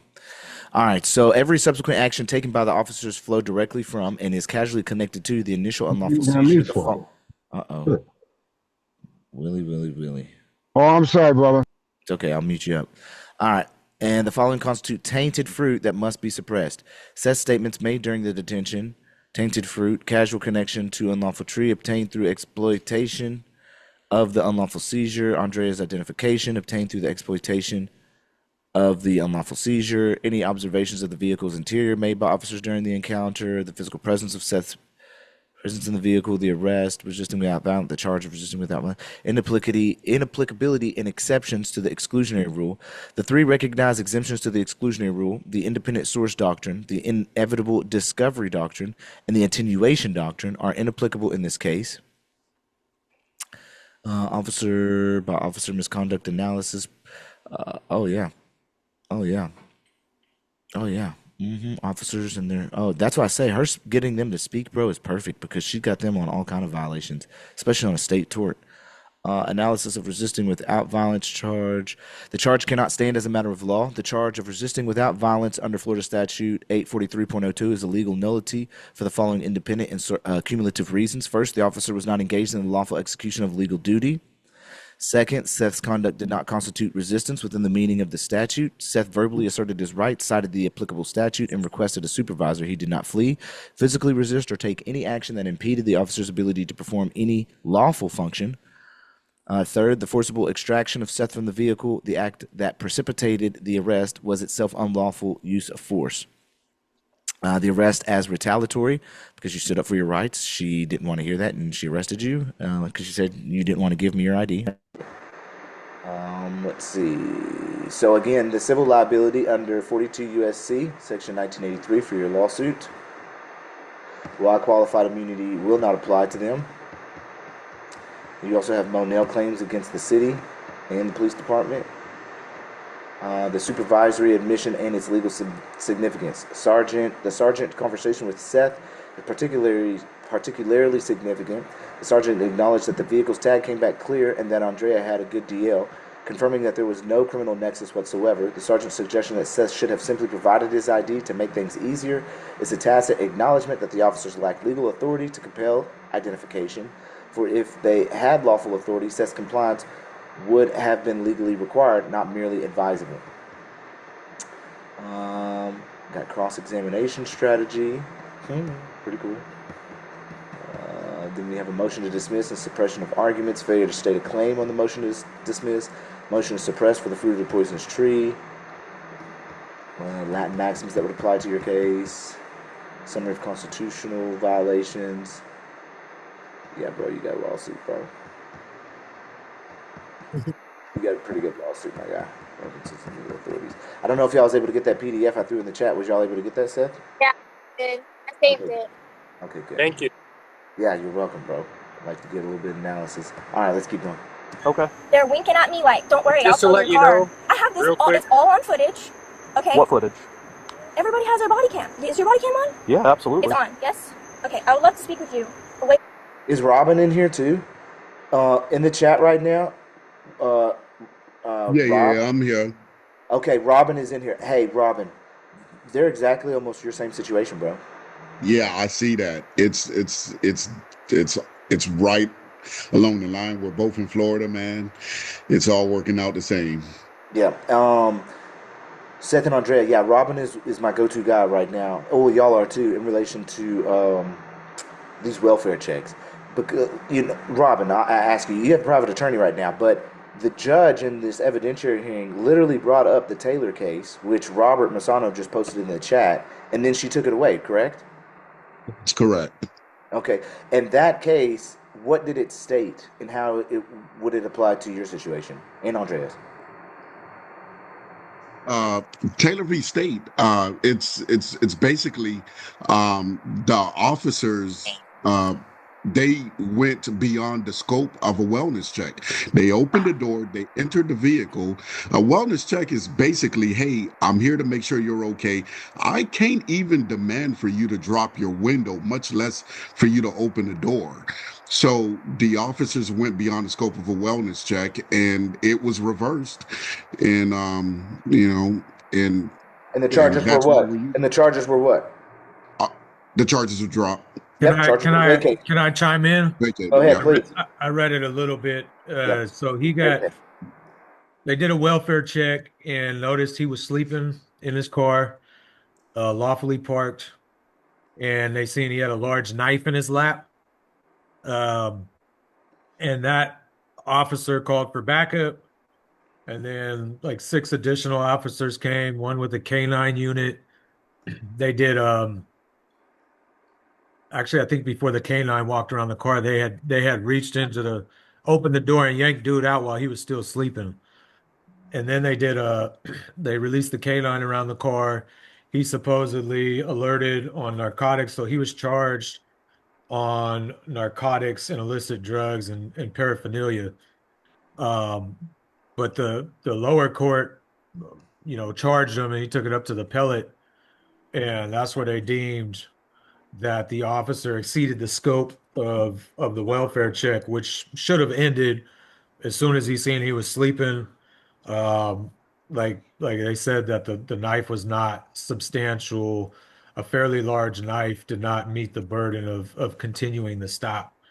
So that's kind of a little more insight on that case. Yeah, it's Taylor. I mean, it's directly applicable. It's already Right. been established. It's already been Hey, Cam, Yeah. go I ahead. think you're speaking through your computer and not your mic. Oh, okay. Let me try and get that bad boy there. Select the microphone. You're right. Hold on one second, y'all. And just to let you guys know too, if our stream cuts out, our phone's on like 5%, so it's probably gonna die in a second.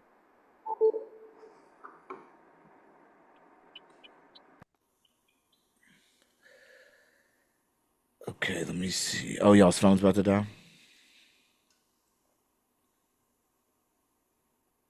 Okay, is my mic good now? Good to go. Okay. Yeah, so in Taylor versus State, it's very definitive. It's a landmark decision. Okay, it was issued in 2021 from the District Court of Appeals. And again, upon opening the car door, the officer discovered evidence of criminal activity. The defendant was subsequently charged and convicted. The trial court denied the defendant's motion to suppress the evidence obtained as a result of the warrantless door opening. The defendant appealed it. The First District Court of Appeal reversed the trial court's denial of the motion to suppress and vacated the conviction. So this has already been established. First, a person's automobile, even when parked, is a constitutionally protected space under the Fourth Amendment to the United States Constitution, Article 1, Section 12 of the Florida Constitution. The Fourth Amendment protects persons against unreasonable searches and seizures, and the United States Supreme Court has long recognized that a person has a reasonable expectation of privacy in the interior of their vehicle. Katz versus United States, as well as United States versus Ross. Second, the act of physically opening a car door, which Jimenez did to you, Seth, even during a welfare check, constitutes a seizure under the Fourth Amendment. It is not a mere knock and talk. It is not a consensual encounter. It is non-consensual, warrantless entry into a constitutionally protected space that requires independent legal justification.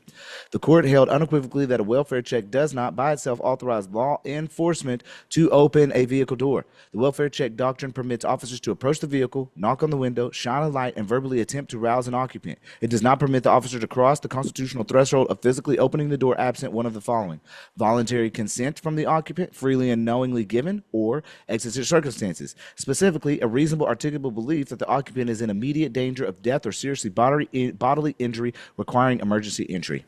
Okay? So neither one of those are met.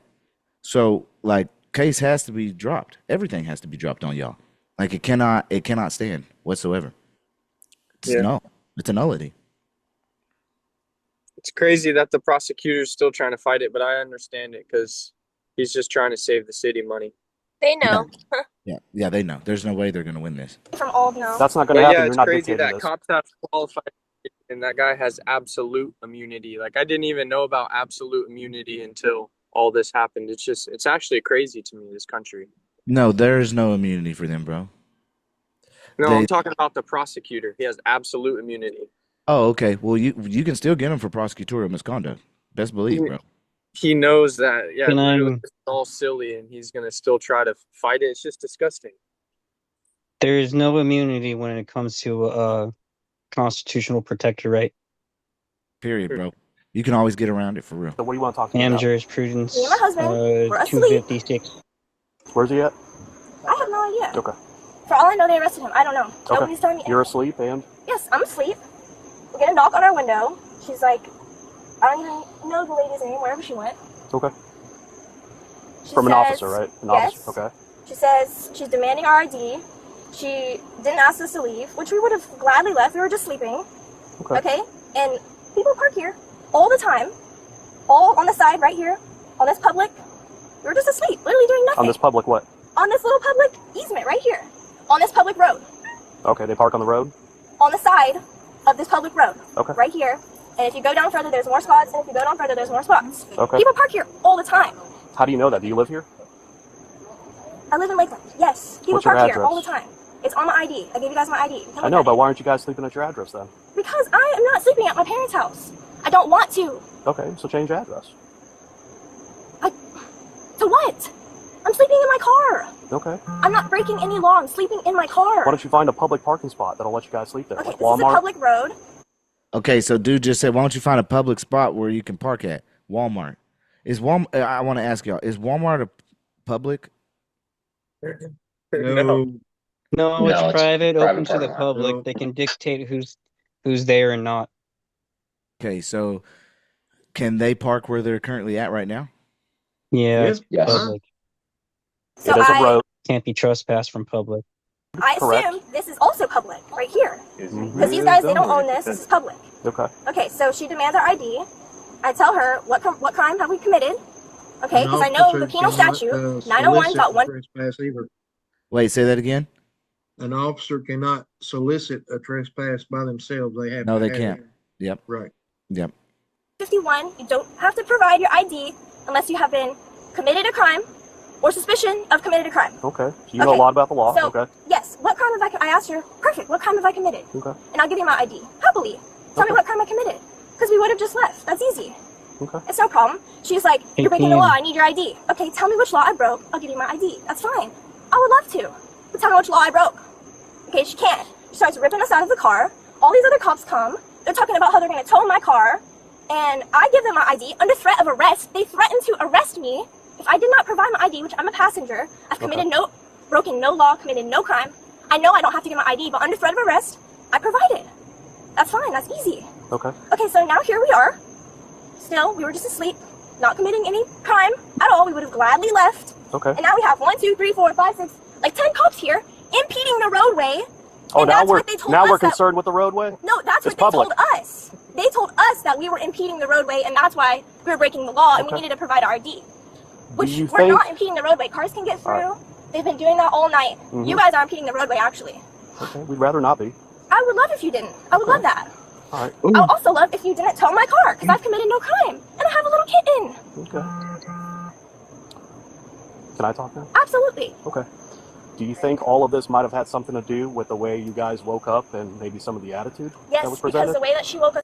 Okay, so look what they're doing. They're blaming. They're saying, do you think any of this had to do something with the way that y'all acted? Come on, bro. Don't sit here and now shift the blame back on them when they're sitting here sleeping, bro. Like, do you think it has to do with any of the way that y'all woke up and you gave attitude? Bro, are you kidding me right now? That might possibly be a part of it, officer. So let's de-escalate this right now.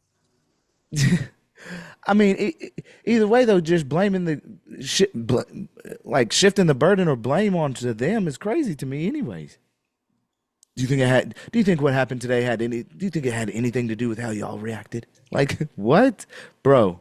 Up was like, well, and like Go ahead. We get the cop behind it. Sorry. startled us and How like else do you shining wake light. We were somebody just up? asleep. Hold on, I'm asking you. How else do you wake somebody up? That didn't work. Oh, you haven't on. She already told you she knocked a couple times and we didn't wake Yeah, up. she told me she'd try to get your attention. Yeah. I mean, you're sleeping. All right, I'll have to get that body cam footage. I don't really think that's true.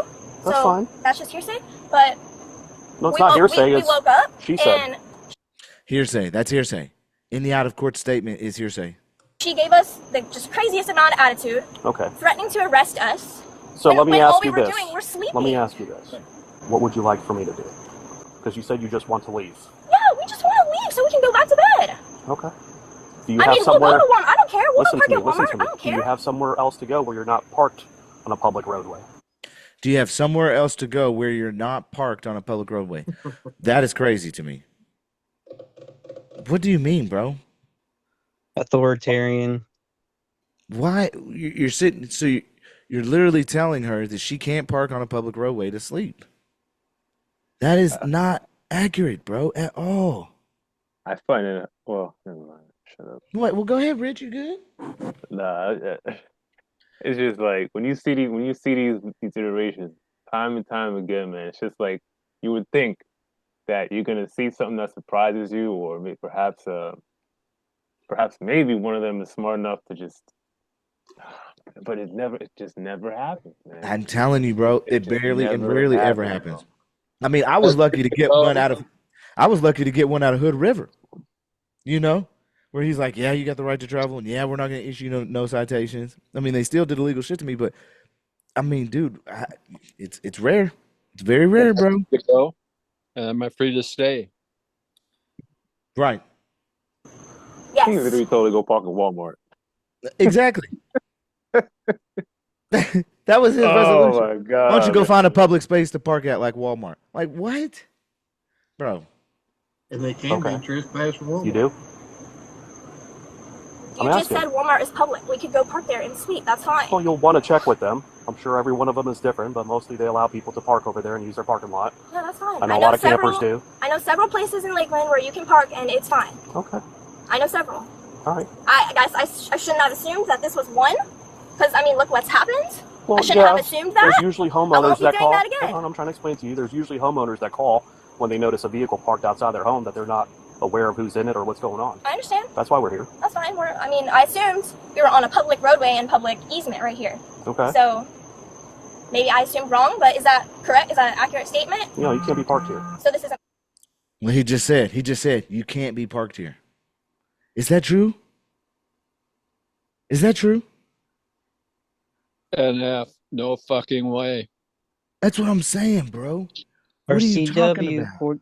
46.04.01 definition of highway, open as a matter of right for public vehicle travel. Yeah, we got to find the similar one for Florida. Can you guys hear me all right? Yeah, we can hear you, fam. Okay, all right. I was chiming in and I didn't realize I had the other mute button on. But anyway, yeah, Doug, that's I love how Oregon or is it Washington? That one's Washington. Oh, actually, says that it's open as a matter of right. I have not found. I don't think I found the Florida equivalent statute for that says that it's open as a matter of right. I think it's all dependent on looking on the county and the city ordinances. So, like, I would say Lakeland ordinance definitions, Florida municipal code. So it's nice that because those guys, those administrative courts are definitely going to rely on the statutes, so you can always point back to that and be done with it.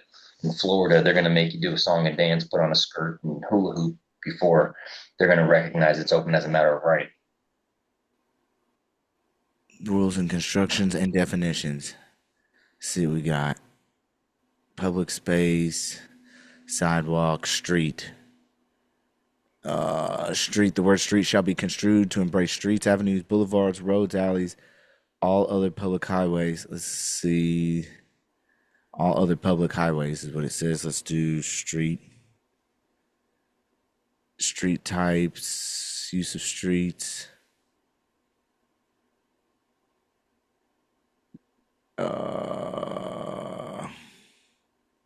I bet I put something in the Florida Discord channel. Let me pull that up. Isn't there other automobiles parked on that street where they were too? I didn't see any, but I was looking. Got him. Love the Socratic method. Danny G, you got it down to a pat.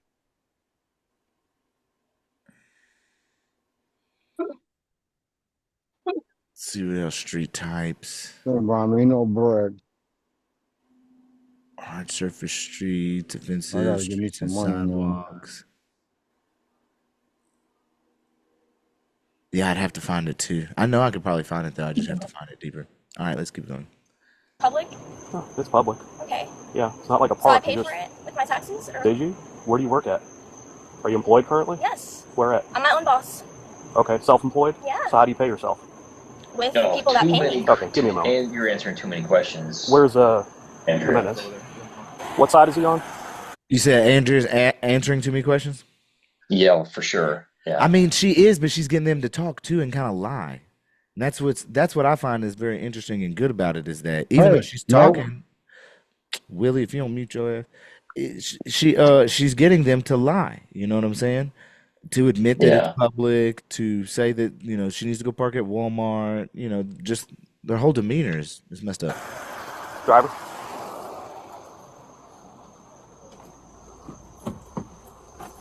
And what's his name? Oh. Yeah, creating a record. Oh, man, I told what's your her- name, sir? Seth, I told her. Seth. Yeah, good faith and bad faith record. Listen. I'm Sergeant Songle. Okay, I appreciate you talking to me too. Yeah, sure. Listen, man, I told her when she pulled up, she said there was no crime. I just got a call. You're being suspicious. I said that's not a reason to ID somebody. She could have ran my plate the whole entire time, and I clearly stated multiple times 901.151. I wanted her to look it up, all this stuff. Okay. So she knows what rights she's violating of mine right now, and she admitted she knows the rights that she's violating. And since she admitted it, I'm going to get her qualified immunity now, since I've been legally detained. So what you're doing right now is causing this city and the taxpayers a lot of money, because there is going to be a lawsuit, dude. Okay. Seriously. I got treated like an animal. Did you want to talk to me or just tell me all of I would this? like to talk to you because I don't know why I'm still sitting in handcuffs. If you're the supervisor, you should be de-escalating this. I'm talking very calmly to you. Was that your wife or girlfriend or friend or My wife. your wife? I talked to her very calmly. You didn't hear me yelling. Dude, I'm very calm. could you see why I'd be a little upset right now? I'm being treated like an animal in the back of a car with handcuffs on. I've never been in handcuffs in my life, dude. Okay. All I was doing was sleeping with my wife. She knew exactly what was going on. There's no drugs in the car. We're not doing anything illegal, bro. Okay. That's it. I'm not even homeless, dude. Well, she told me that she does not want to stay with her parents, but where do you guys stay at then? In our car, we work at a lot of people's farms all around Florida, and we camp. Okay. I told her one of the places, and I told her just to be sure to check with the staff there, is one of the places that allows campers to use their lot 24/7 is Walmart. I'm sure you guys will be aware of that. Yeah. Okay. So I said that's a much better option. And dude- Hang on, let me tell you. Yes, It's much better lit. Okay. And when we park like this, Sorry, I got hair in my mouth. it's all right. When we park like this, partially on the side of a public roadway in the residential area, people call us, and that's why And I can the understand officer that, came and out to make contact with you. I all. said if you would, I haven't broken a law, Yeah. but if you would like me to leave, I will. And I even said that to her at the beginning. I know, but see She how the just listened. conversation Her just ego, gone. bro. Her ego got hurt because I know how it works. You guys, ID. You're trained Yes, that way. Listen, but listen, when we have, okay, I'll just listen to you. Go ahead and talk. you guys are trained that way, and I understand it. It's like crack to you or something. But dude, I didn't break a law. I did not have to ID. I told her this isn't Nazi Germany. Like, she couldn't clearly articulate a crime, and why would I ID? I'm being American. This is my Fourth Amendment right, the right to privacy, and I'm still sitting in the back of a cop car with handcuffs. For what? I didn't break any law. I really didn't. Did I? You're not saying anything. Did I break a law? I tried to talk a couple of times, but you clearly want to get some stuff off your chest, so I'm just listening to you. Because like I said, you could see how I'd be a little irritated, right? I'm sitting in the back of a cop car Well, with handcuffs on, and I've okay, never been in trouble. Can I talk? Yes, sir. Maybe irritation was the issue tonight. Okay, so Ego. if an officer or deputy or trooper comes to me while I'm sleeping in my car, makes contact with me. Now, granted, nobody likes being woken up abruptly. It can be scary. She was I'll banging. give you that. Well, she has to get your attention. If that happens, what do you think a reasonable reaction is? From the for me officer as or a for driver. For me as a driver of my car. Well, the badge cam shows it all. I was fast asleep, scared a little bit, woke up, rolled down my window. She said, roll it down all the way. And then she started asking for ID. Okay, what is reasonable to do in that moment? Say, hey, I got a call. The people around here don't want you here. You should leave. Okay. That's it. So does she have a lawful reason to get out with you, or if somebody called her She specifically she about has your a vehicle? she has a lawful reason to talk to me, yes. Okay. But it's a cordial conversation. If I don't want to talk to her, Yeah, that's the key word. I You don't- said it yourself, cordial. Let's keep it cordial. That's what I And try dude, to keep it with your wife. Listen, I try to man, keep it I very am cordial. cordial, bro. But when I get disrespect my way, I'm the type of guy. Don't tread on me. I'm gonna throw it back 10 times harder. That's really the way I am. And I wasn't even out of line tonight. I really wasn't, bro. Okay. I told her from the very beginning. But why was your wife 901.1151. then very loud and yelling when I pulled Because up? she's not the best at handling this, and her husband just got ripped out of a car, slapped handcuffs on and thrown in the back of a car. She's terrified. Okay. But again, I de-escalated, as you put it, and I spoke with her calmly, and I got her to understand maybe there's some alternative, better places to park. And I can It's agree with that. better If lit. people It's don't want actually me even here- safer for you guys. Yeah, if people don't want me here, man, I'll move. We've parked here multiple times and nobody Okay. said anything. Right. And If I we wish could they go would have back- just came up to me and knocked on the window and not wasted all the taxpayers' dollars. I agree with you. We would rather be somewhere else. Having said that, if this happens in the future, okay, just the way you're talking to me, right, the way you and I are having a conversation, that's how it should go, okay? So you may feel like you're wrong, but you know what? If they ask for my ID, a reasonable person says, here you go. Listen. Okay, just He's because so a full of crap, man. Yeah, he is. And just because a reasonable person would doesn't mean that it's okay. Just because most people acquiesce to demands and commands and don't know their rights doesn't mean that you can't stand up on your right. Like, I'm not understanding how you throw in saying, oh, well, a reasonable person would, and since Cam, most- there's two reasonable people is the point. The answer to that question is, well, which reasonable person? There's the reasonable person that knows not their rights, and then, yes, they just acquiesce. And then there is the one that knows and truly stands on them, like myself, and then, no, it's not. So correct. either way is okay. No judgment against you, officer, in this beautiful de-escalated moment. And there's been studies showing the liability to the moment of awakening. Yeah, they got them a lawsuit for real. I don't know what it's banging for. It's not unreasonable to know and enforce your rights. Fourth Amendment, another Fourth Amendment, Fourth and Fifth Amendment, coerced identification, First Amendment on retaliatory arrest, 14th Amendment on substantive and procedural due process violations, conspiracy to deprive plaintiffs of equal protection and civil rights, negligent to prevent under 1986 as far as a conspiracy, Monell liability under 1983 unconstitutional policy, practice, and custom, false imprisonment under the Florida state law, malicious prosecution, Florida state law intentional infliction of emotional distress, qualified immunity does not apply, fruit of the poisonous tree doctrine, damages, looks like they could go between 3 to 6 million as well. And then a prayer for relief. Yeah. Hey, Cam, I found the statute, by the way. Title 26, Chapter 334, Section 03 Throw it in the is chat. the definitions. It's in the chat. It's in there. Defines roads and state road. So item 22 means a way open to public, a way open to travel by public, including but not limited street, highway, alley, blah, blah, blah. And then a state road means a street, road, or highway or other way open to travel by the public, generally and dedicated to the public use. Sheesh. Hey, Willie. So my situation happened in a gated parking garage.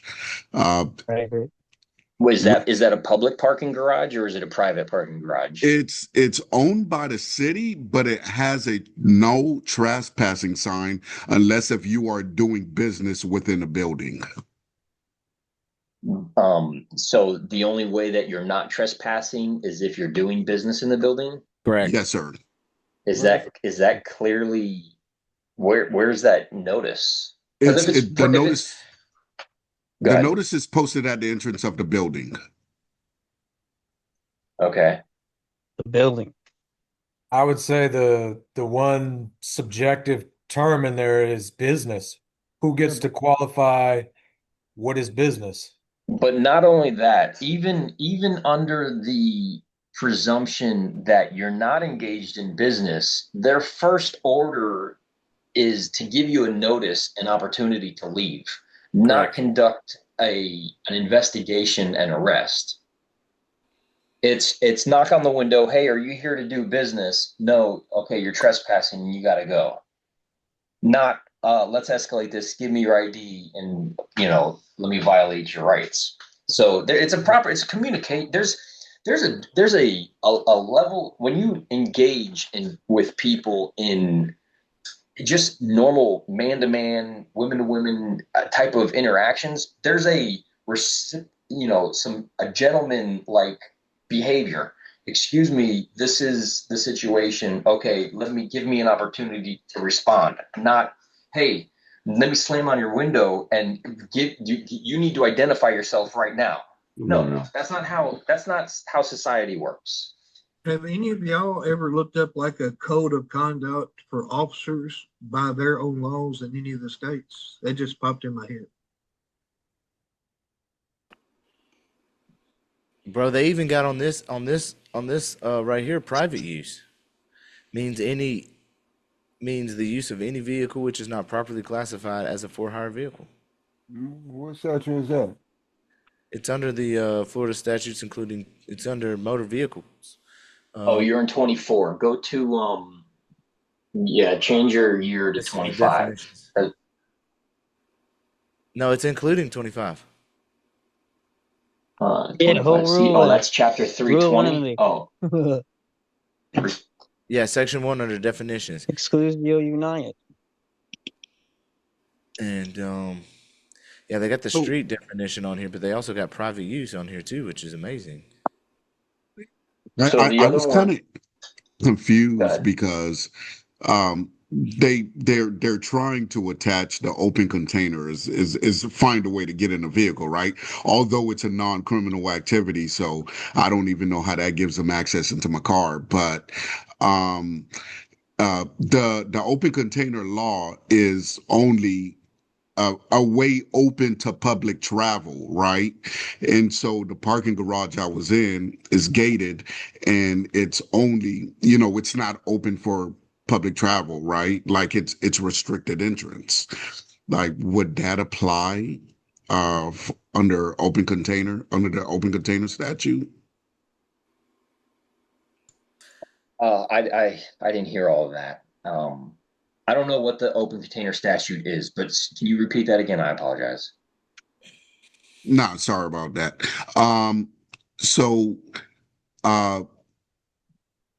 The claim is they observed the open container in my vehicle prior to making entry into the vehicle, and they're claiming the open container was the reason why they entered my vehicle.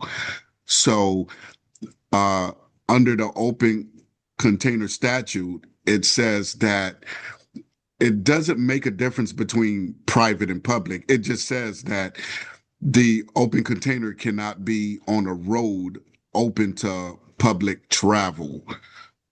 So would that make a difference? Because you were just reading the statute, a road open to, and that's the same language they use according to open container. So I'm just trying to see, is that a grab for them or not? I mean, they're definitely reaching there, but you were in a building, you were in a parking lot building, right? So it's not even a public road. It's public property, right? Because the city owns it, but is it a private city parking lot? Probably not. I don't think you can qualify a city-owned parking building a public road. Now, that's probably something you'd have to look into and pick that apart. But their assumption here that it's a public road, I think, has some holes in it. Well, it's kind of like Bob's situation, though. If it was not included, then it cannot apply. Right. Yeah. Exactly. Yeah. A parking lot building is not a public road at all. And so if they didn't include it in the statute, then it cannot apply. To me, it's the same as if he was parked in his driveway with an open container. Yeah, exactly. Now you're on private property and it's not a public road. And I would consider, even though it's owned by the public, still private property because you still got to pay to get in anyways. Right. So I'm looking at Florida statute 36 or 316.1936 where it's talking about possession of open containers, it defines road in there. Well, first it says it's unlawful and punishable as provided in this section for any person to possess an open container of alcoholic beverage or consume an alcoholic beverage while seated in or on a motor vehicle that is parked or stopped within a road as defined in this section. So then you go up to road. Good. It means a way open to travel by the public, including but not limited to a street, highway, or alley. The term includes associated sidewalks, the roadbed, the road of way, and all culverts, drains, sloughs, ditches, water storage areas, embankments, slopes, retaining walls, bridges, tunnels. It does not have parking garage in it. Parking garage, yeah. Then he's good. Yep, you would be Okay. good all the way in, because they have to bring it in with specificity. It's just same as Bob's. These fuckers said that the river was a highway, and Homer went in there and said the river's not a highway, and they're like, yeah, the river's not a highway. You're right. That's crazy to even try. Guys, they can't say anything. They can't do anything because the statute has to be deemed interpreted in favor of the American when it's not clearly stated. Right, exactly. So the rule of lenity does state that as well. Everything, like if it's not defined, then everything has to be ruled in favor of the defendant. Correct. The alleged accused. Yep. LOL. Facts. Yeah, Robin's situation is fucking. I mean, they're exactly the same, other than the fact that he had an open container, or if it was opened. I mean, I guess it had been previously opened, but either way, that doesn't give justification to open up the door. Because you know who beat a case with an open container in Wisedome? Hayden. That's right. That's right. You're gonna give me what I want, or you're gonna rest. And y'all remember his was on a welfare check too. No, his was he swerved like 2 inches off the. The dude said it was a welfare check. Yeah, the cop's premise was a welfare check. It's a welfare check. Yep, it sure was. I gotcha. He stated it on the record. He stated it. And that was on the road. It wasn't in a private parking lot at all. He straight whooped that ass, bro. Yeah. I don't know if Robin, I'd call that parking parking good garage. chance of beating this. I don't know if I'd call that parking garage private though. If it's owned by the city, it's public. Man, I would get that, agree but with you gotta pay. You gotta pay. Yeah. Yeah. I think there's elements charge to both all the time, bro. Listen, okay, wait. I'm gonna put it like this: if you gotta pay, it's private. Because if it was public, if it was truly public, you would just be able to go in there and park. I agree. I've done the same mental experiment about the parking pay stations on public roads. That's like there's more evidence that the city is a municipal corporation. Mm-hmm. Mm-hmm. I mean, that's how I'd argue it. So when you pay, doesn't that incur a contract of some type? Well, Robin, did you pay? Did you pay for parking spot? So the way it works, it issues a ticket upon entrance, and you pay when you leave. You pay when you leave, yeah. So yes, I did pay when I exit the parking garage. Hey, Rob, was there any signs that said no sleeping upon entry? There was no notice, no signs that said no sleeping. What they're trying to use is a public vacancy law against me to say I couldn't sleep in my car, but I called there's Miami Parking Authority who's in charge of that parking garage, and they say we don't have any policy of you not being able to sleep in the car. Maybe I need to call code compliance in Miami Beach, but there's no posted signage that says you can't sleep in your car in the building. So top to bottom, I couldn't find anything in there. Yeah, because the statute on the camping, even they tried to say that camping bullshit, it literally gives an exemption under 2A. The term does not include, when we're speaking of camping, lodging or residing overnight in a motor vehicle that is registered, insured, and located in a place where it may lawfully be. When was that? I know Miami Beach attached that and made it their own. That's a Florida state statute, but I think it came into effect like 3 months after my event. Um, it wasn't standing at the time I was arrested. I would still utilize it. Okay. Yep, I would still utilize it, even if it All was. right. Yeah, if they when they. Yeah, I mean, even the cops that tried to just pull it on the couple that was highlighted here, they always go fishing when their original position fails. Yep. Like, oh, you're camping now. It's like you guys are just pulling it out your ass on the fly, and they're probably Yeah. not even accurate there. Yeah, right here it says under 2A Florida statute, the term does not include lodging or residing overnight in a motor vehicle that is registered, insured, and located in a place where it may lawfully be. So even if they tried to pull the public camping or public sleeping, it still couldn't apply. Yeah, it's a clear cutout. Yeah, it exempts me. Yeah, Mhm. yeah, exemption right there. And for Andrea in there. Clearly states Andre and Seth. They said it on video that they're completely legal. And they were. They were. They said everything was clear. Here you go. And I understand that, but I'm a little different because I know the law, so I want to exercise my rights. As an American, you should be proud of me for upholding the Constitution. You swore an oath, sir, to protect the Constitution. I did. So you guys should be proud when somebody's being an American, and this is me exercising my Fourth Amendment right of privacy, okay? 901.151 is the violation that you guys broke, and that's all there is to it. Okay. Seriously, you see where I'm coming from, right? Okay. Really? Do you love the Constitution? I do. Mm-hmm. I'm so thankful for it. I wish more people knew more about it. Yeah. Really? As far Way as to go, it may be a personal choice for you guys, staying out of the car. But I'm saving my money right now. Yes, sir. I'm trying to get my own land. Well, that's good. I'm a farmer. Do you have any family local in I do. Lakeland? You do? Yes. They're Both not of not our- somebody you want to stay with, or No. no? I'm saying I have no issue staying with my family at all. Mhm. This is me. I'm 25 years old. I shouldn't be at my family. This is just my way of thinking. We have 2 nice places to stay, sir. I understand. We're What I'm just trying to get at adults. is again, that's okay.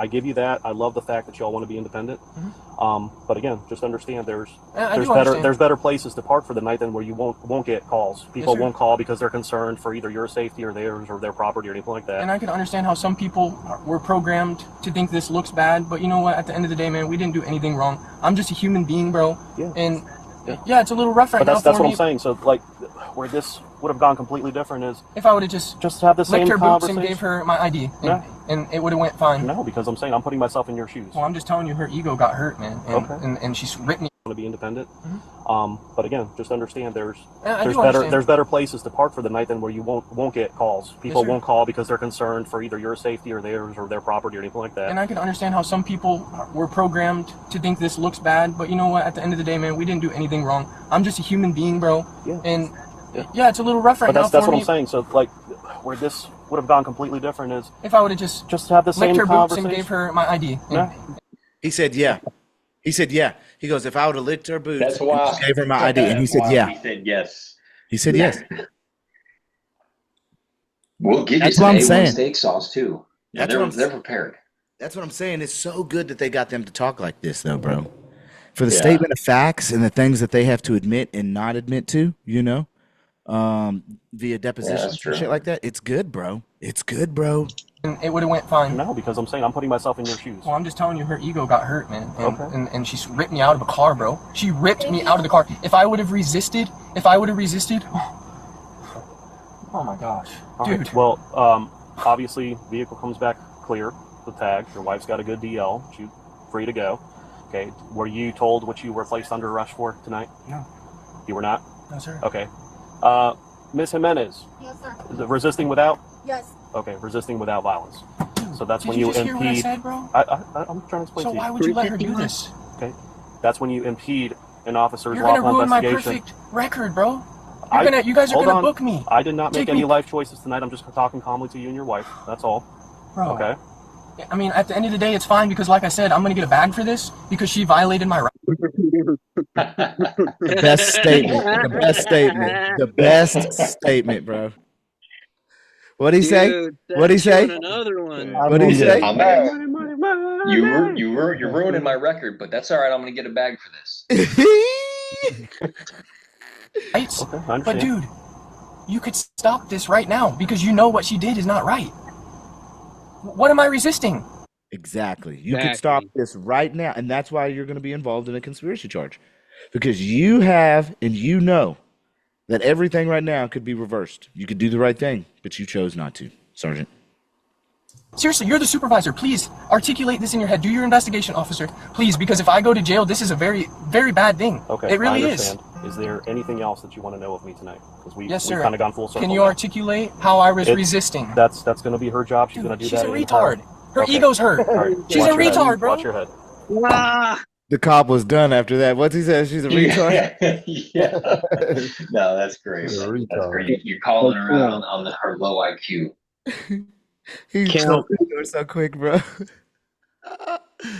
You walk in? He's like, damn, he's on to us.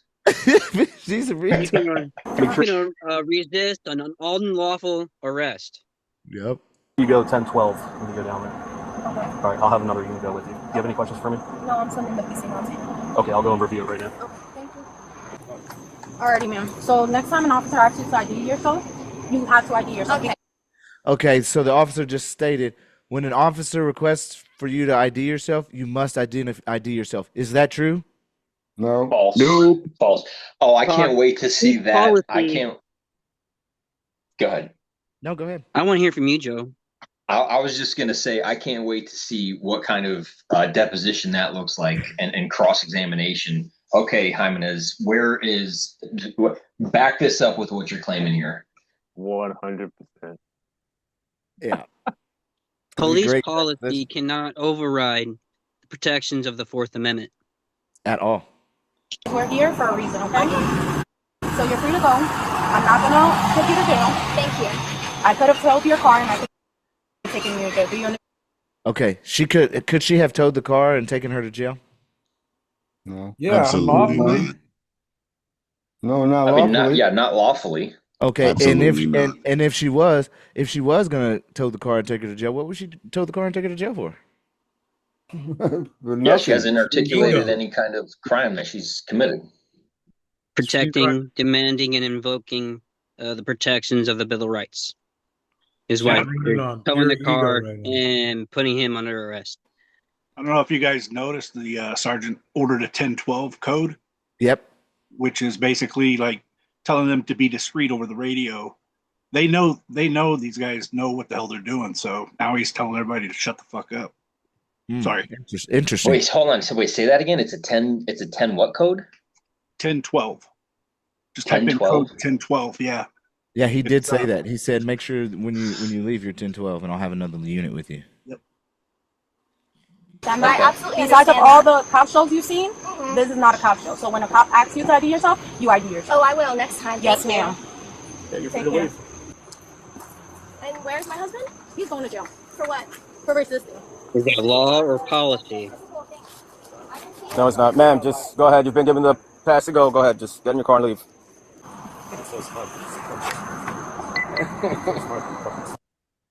Look at that smile. Look at these demons. Look at You that smile. violated another one, fellas. Good job. Good job. Good job. Good job. You violated another Wisedomian. Get ready.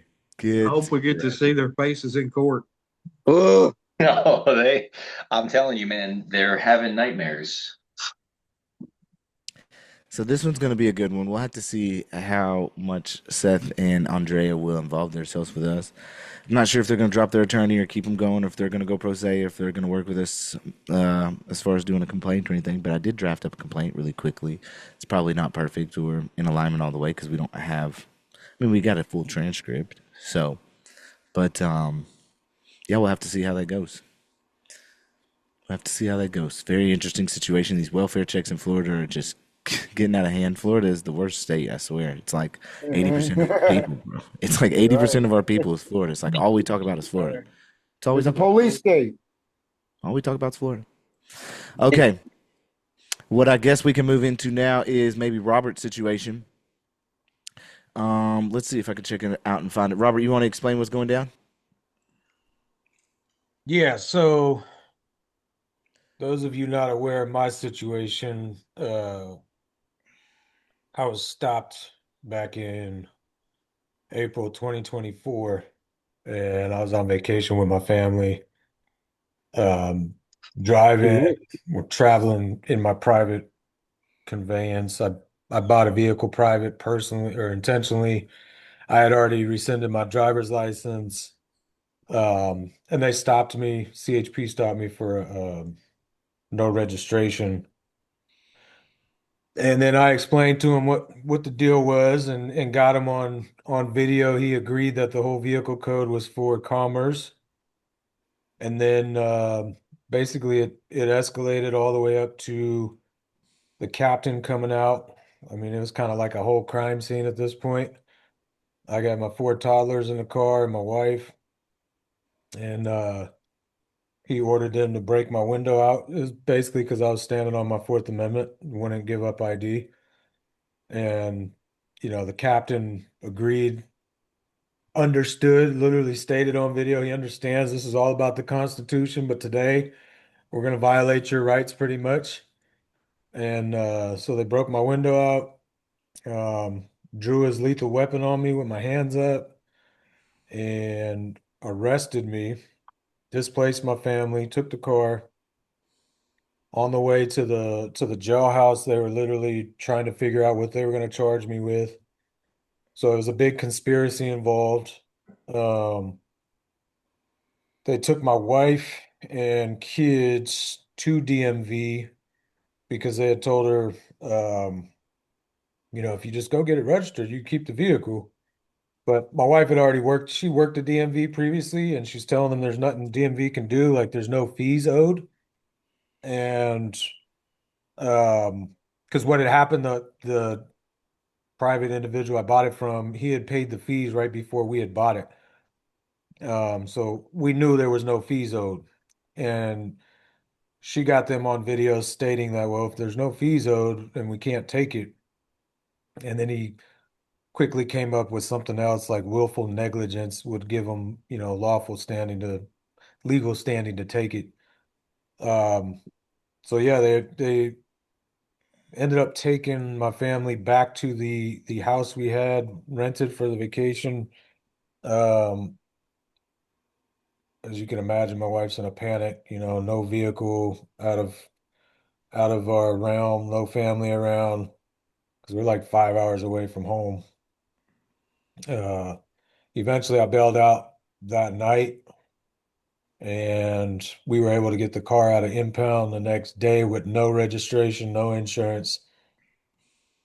So I've been kind of sitting on this for 2 years, been not really trying to face it, but yesterday with, Cam, we had drawn up a skeleton complaint, I think earlier this year, maybe late December.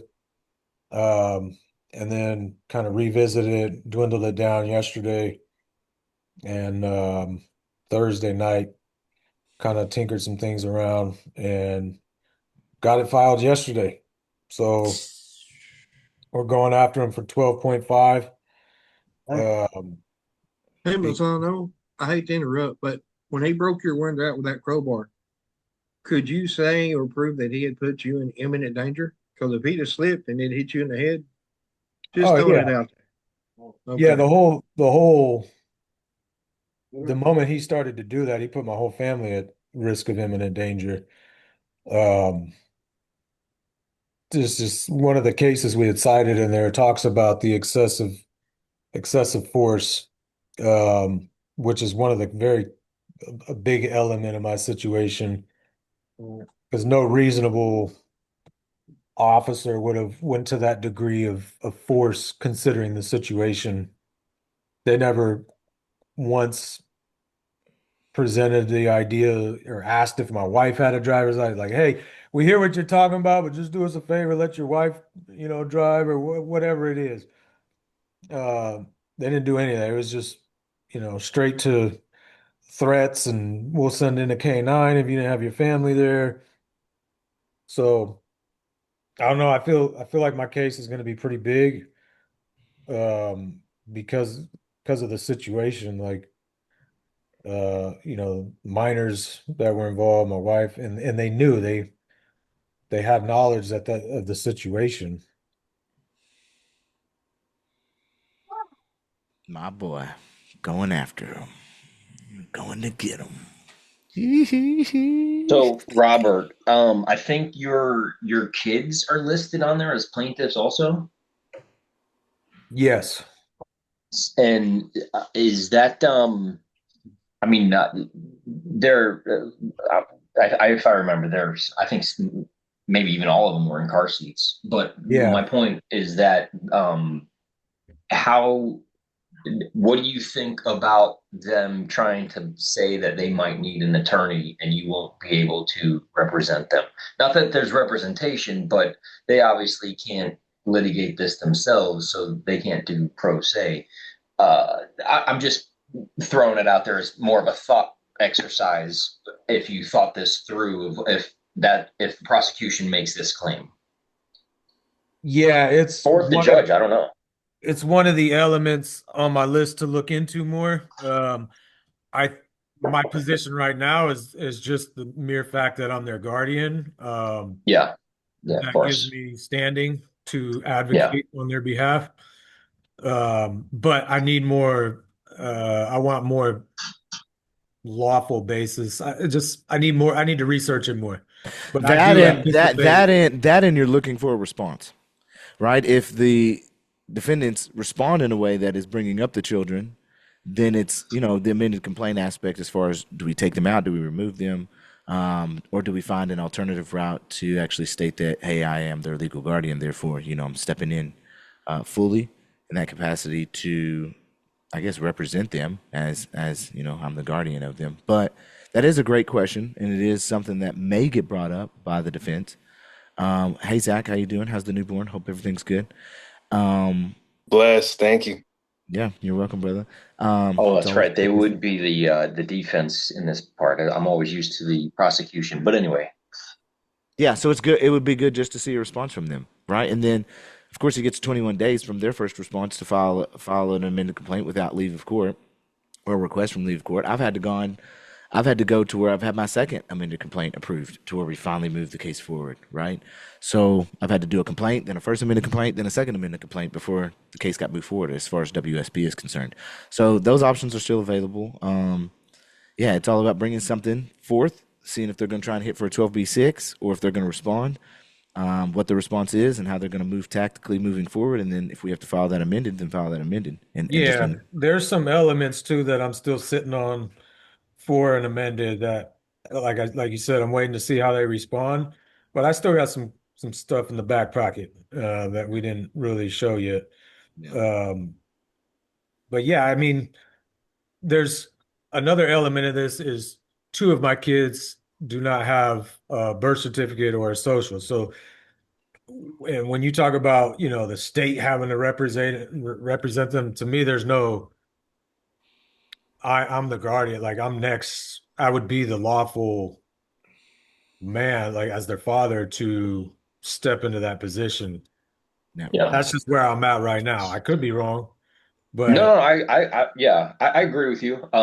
There's obviously, as especially from one father helping his son coming out of a UPL myself, there's definitely claims there to be made that you can certainly help your kids through this process. But anyway, yeah, I just wanted to mention that because when I was looking at it and running it through some of my models, that was one of the things to consider as a point of attack. I appreciate on the that. defense side, yeah. Yeah, and I think also the fact that they're minor, they're not of an age of majority, so they are solely my responsibility. Of course, exactly. Yeah, no, I think you have valid claims to support that.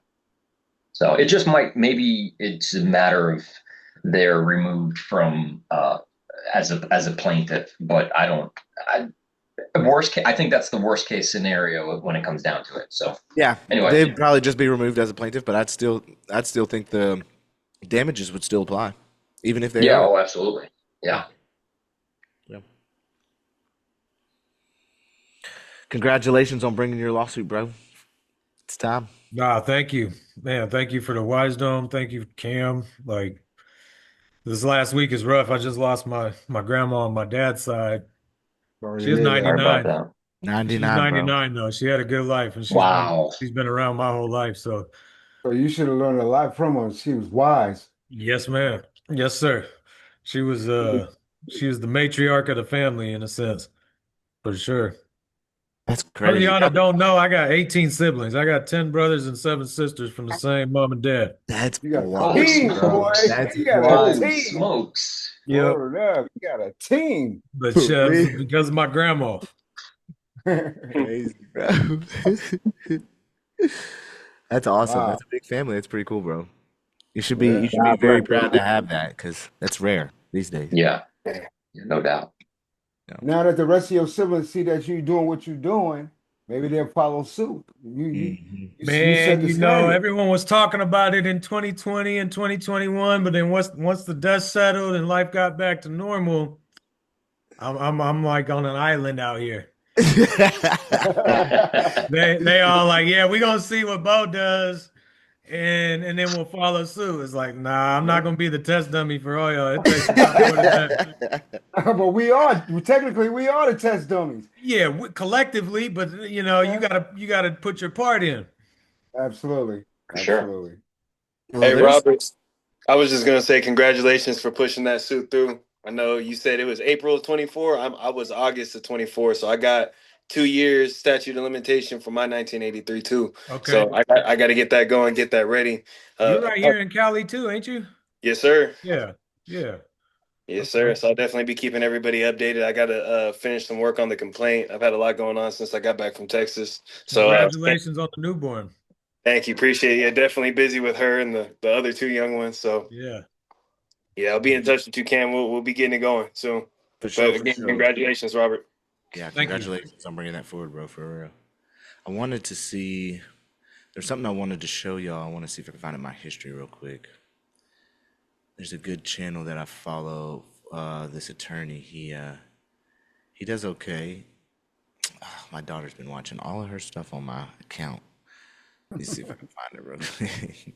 Oh, Cam, real quick. I just saw a video posted from San Joaquin Valley Transparency yesterday evening. So the backup to the primary officer in my case, the one that was writing with her, he was in San Joaquin Valley Transparency's video, and he didn't know the First Amendment. It was just posted yesterday evening. So if you catch that, it was like a DUI crash.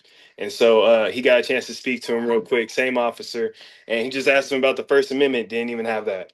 So, I mean, it's kind of clear how my traffic stop went. Yeah. Clearly. They don't know the difference between law and statutes and codes. No, they don't. No, they don't. Not at all. Okay, let's check out this guy. He's actually pretty good. And that I think has pretty interesting implications on qualified immunity. Let's get into it.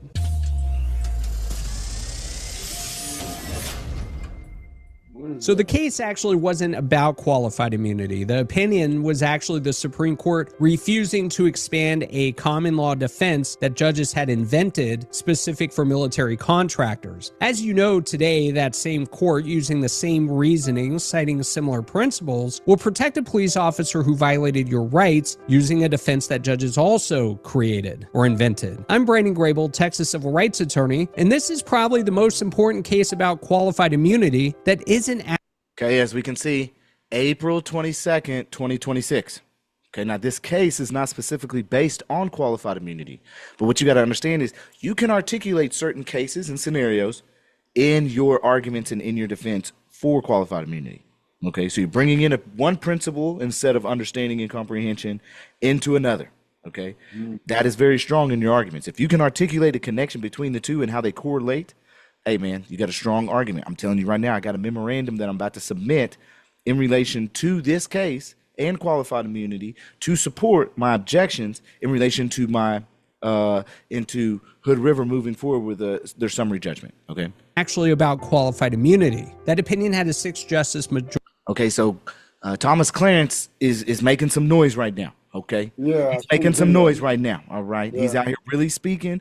You know, we Yeah. we just did a video on him and his speech down at the University of, I think, Austin, and how great that was because he's literally defining who we are, bro. You know, Yeah, you're right. as far as what we're Absolutely. doing, and it's there's some movement happening right now, bro. For real, for real. Majority written by Clarence Thomas, and he articulated the exact reasoning that should actually collapse qualified immunity yesterday. They just applied it to contractors instead of cops. Let me show you. The date, November 12th, 2016.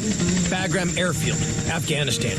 A Veterans Day 5K race is minutes away from starting when Americans, both soldiers and civilian contractors, crossed paths with a suicide bomber. Split my diaphragm in half and had a lot of shrapnel to my stomach area, which resulted in loss of my large intestines, loss of my small intestines, loss of my colon, loss of my spleen completely. Ultimately, the blast also cost Specialist Bilyeu her leg.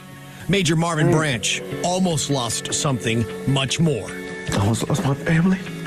Unfortunately, Julianne Perry was not so lucky. I was 27 when I became a widow. Perry's husband, John, was killed in the suicide attack. The father of two was one of 3 U.S. soldiers and 2 civilians murdered. A total of 16 U.S. Army soldiers were injured. Several, including those we spoke to, are based out of Fort Hood. He was killed by a contractor who made a bomb. The assassin was a local national, contracted by Fluor, a government contractor based in Texas. The government, in its findings, says complacency and lack of supervision by Fluor allowed for the suicide bomber to construct and employ a suicide vest inside the Bagram airfield perimeter. How did this guy make a bomb using your tools, your equipment, on your clock, getting paid by you? The victims and their loved ones filed a federal lawsuit against Fluor. They have many unanswered questions. I received a 1,000-page, heavily redacted investigation report. It should be noted the government did not terminate its task order with Fluor, stating in this February 2018 letter, it is not currently in the government's best interest. They're a machine that just keeps running. They don't care about who gets run over in that process. You didn't change anything. You're just like, okay, this happened, but so what kind of thing. Let's keep going. And I don't think that's right. In 2016, at Bagram Airfield in Afghanistan, then the largest U.S. military base in the country, a Taliban operative named Ahmed Naib walked onto the base carrying a suicide vest. He had been hired through an American military contractor called Fluor Corporation as part of a program called Afghan First, which required contractors to hire Afghan nationals to help stabilize the local economy. Army Specialist Winston Hensley, 20 years old at the time, saw Naib walking towards a Veterans Day 5K race, and he moved to confront him. Naib detonated the vest and 5 people were killed. 17 were wounded. Hensley suffered a fractured skull and brain injuries. So Hensley sued Fluor. The 4th Circuit Court of Appeals threw the case out. They said there's a doctrine called battlefield preemption, that during wartime, any tort claim against a military contractor operating under its military command is preempted. Full stop. It doesn't matter if the contractor violated its own instructions, you can't sue them because of war. Doesn't matter if the government didn't tell them to do the thing they're being sued over, the lawsuit just can't proceed. And if you're thinking, what the heck? Where did that doctrine come from? Well, good question. It didn't come from Congress and not the Constitution. Judges just made it up and they kept it up. They kept it alive. They kept it. Think about this now, okay? Same type of thing that's happening with qualified immunity, okay? They stretched the 1988 Supreme Court case called Boyle v. United Technologies, which itself created a judge-made defense for government contractors, and then expanded it into a blanket immunity for anything that happened in a war zone. On April 22nd, though, the Supreme Court said no. Justice Clarence Thomas wrote the majority opinion, and he was joined by, pay attention to this lineup because it's rare, Sotomayor, Kagan, Gorsuch, Barrett, and Jackson. That's a 6-justice coalition that cuts across every ideological line on the court, and it tells you this isn't a partisan ruling. It's a principled one. So what principle did Justice Thomas articulate? Principle 1, no preemption without text. Quote, there is no federal preemption in vacuo without a constitutional text or a federal statute to assert it. So translation, courts don't get to displace ordinary law just because they feel like there's a federal interest in the area. You need text, constitutional text or statute. Now hold that thought. Principle 2, judge-made defenses are narrow. Boyle addresses a special circumstance in which the contractor has a defense because the government has directed a contractor to do the very thing that is the subject of the claim. Plain English, a contractor only gets this judge-made defense when the government told them to do the exact thing they're being sued over. So for example, if the government told Floor to build a suicide bomb, then maybe we'd be in a different position today. But if the contractor goes off script, no defense. Principle 3, Congress knows how to write immunity when it wants to. Congress knows full well how to make its intention to preclude private liability known. Translation, if Congress wanted to immunize contractors from suit, it would have said so. But guess what? It didn't. Courts shouldn't fill that gap. Does that sound familiar? Principle 4, and this is the punchline. Quote, we declined to extend Yearsley to bar allegations such as Hensley's. Essentially, that just means they declined to extend the rule from another case. So the 6 justices, including Thomas, who wrote a concurrence in a prior case in 2017. Okay. This here says, instead of asking whether the common law in 1871 would have accorded immunity to an officer for a tort analogous to the plaintiff's claim under Section 1983, we instead grant immunity to any officers whose conduct does not violate clearly established statutory or constitutional rights of which a reasonable person would have known. Crazy. Saying that qualified immunity has no basis in common law, and then was a dissent in another case in 2020 begging its colleagues to reconsider it. But now him and the majority of the court just said out loud on that page that we will not extend a judge-made defense beyond the narrow circumstance where the government actually directed the conduct. Now, let me ask you a question. Would you agree that every single principle I just told you word for word applies to qualified immunity? Yeah, let me show you. Side by side. Row 1, Thomas today. No preemption without constitutional text or federal statute. Qualified immunity. As we know, there is no text. Section 1983, as passed by Congress in 1871, says that any officer who violates your constitutional rights shall be liable. They don't get to use any defense or immunity, period. No immunity provision, no clearly established law requirement, none of it. As we know, qualified immunity was invented by the court in the 1960s and then rewritten in 1980s. Out of thin air, they just assumed that officers should get this good faith defense. And it's only just continued to expand and worsen for Americans since then. Row 2, Thomas today. A contractor only gets a defense when the government directed the very thing at issue. Qualified immunity protects officers for conduct no one directed. So even conduct that violates their own department's written policy, even conduct where the department ends up firing the officers for, the officer still gets qualified immunity. Row 3, Thomas today. Congress knows how to create immunity when it wants. Qualified immunity, Congress wrote Section 1983 not allowing for immunity, but the court added it anyway. 4, Thomas today about Yearsley. The defense applies only when the contractor is being sued precisely for accomplishing what the federal government requested. Qualified immunity protects officers for constitutional violations they were never authorized to commit. Row 5, Thomas today, we decline to extend. Qualified immunity, the court just keeps extending it. Pearson v. Callahan made it easier to grant without even reaching the constitutional question. Courts just ask now, was it clearly established? Decision after decision, judge-made defense grows. This is the double standard. When it's a contractor who may be negligent, led a bomber onto a U.S. base, the court says, no judge-made immunity. Let that tort case proceed. But when it's a cop who tased a kid, shot someone in the back, or beat a handcuffed man 133 times, the court says, here's a judge-made immunity. We invented it. Case dismissed. Same court, same term, different result. I want to show you something. If you're new here, you probably haven't seen this. If you've been here a while, you probably have. A few months ago, I sat down with Professor Alex Reinert from Courtroom. Okay, we've covered Alexander Reinert. Okay, Alexander Reinert is the professor who broke down the 1871 Ku Klux Klan Act and how they excluded the notwithstanding clause. Okay. Goes to law school. He's the author of the most important academic article on qualified immunity in a generation. He proved that the version of Section 1983 the Supreme Court has been interpreting is literally missing a sentence that Congress actually wrote. And I asked him about Hensley during that interview about this specific case before it was decided. Interestingly, this term, there's going to be a case, Hensley versus Floor Corporation, which poses the question of whether or not to expand the Boyle federal common law defense to a different context. And I'm really interested in what the court does there, because again, if the court is being true to its hostility to federal common law, it should run maybe against common law defenses even more than it might run against federal common law claims.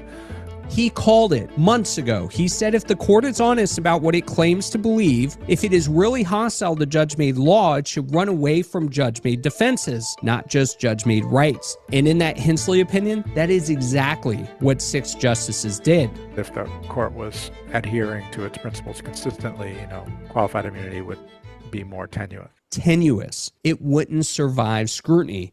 Because if the court is consistent, truly consistent with the reasoning it put on the page in the Hensley case, then qualified immunity collapses. Judge made? Check. No statutory text? Check. Not in the Constitution? Check. Protects conduct the government never authorized? Check. Congress knows how to write immunity and chose not to? Check. So everything Thomas just said about Boyle and Yersley in this Hensley case applies with greater force to qualified immunity, because qualified immunity isn't limited to people acting within their authority. It's broader. It's worse.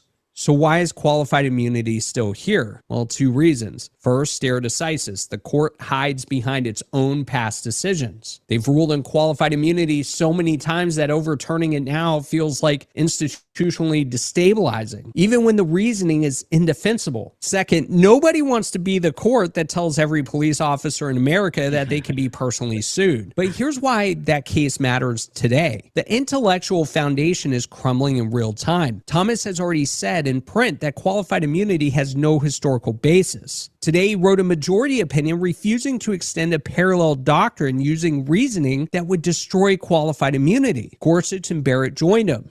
Sotomayor. So again, dismissing a parallel doctrine. Dismissing it. Kagan and Jackson joined him.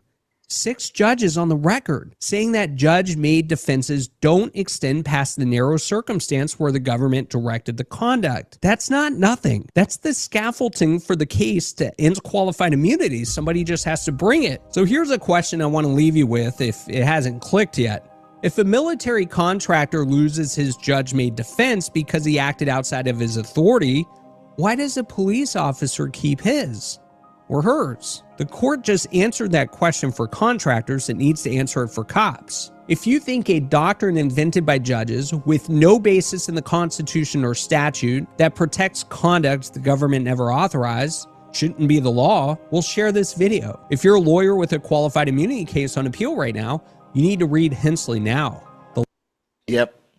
Hensley's important. And thus why, let me see, where is it at? Supplemental memo. Yep. And that's why I've brought it forth in a supplemental memorandum of a response and the objections for my summary judgment, why I have included such case. Very detailed. It's a brand new case. It's something that, I'm bringing it in, right? As you can see, on April 22nd, 2026, less than 6 weeks after magistrate judge issued her findings and recommendations, the Supreme Court issued its opinion, authored by Justice Clarence, bringing it all in. That opinion articulates 5 governing principles regarding the judge-made defenses that, when applied to the undisputed record in this matter, categorically and irrevocably, preclude the application of qualified immunity for the officer Emily Gay Delancey.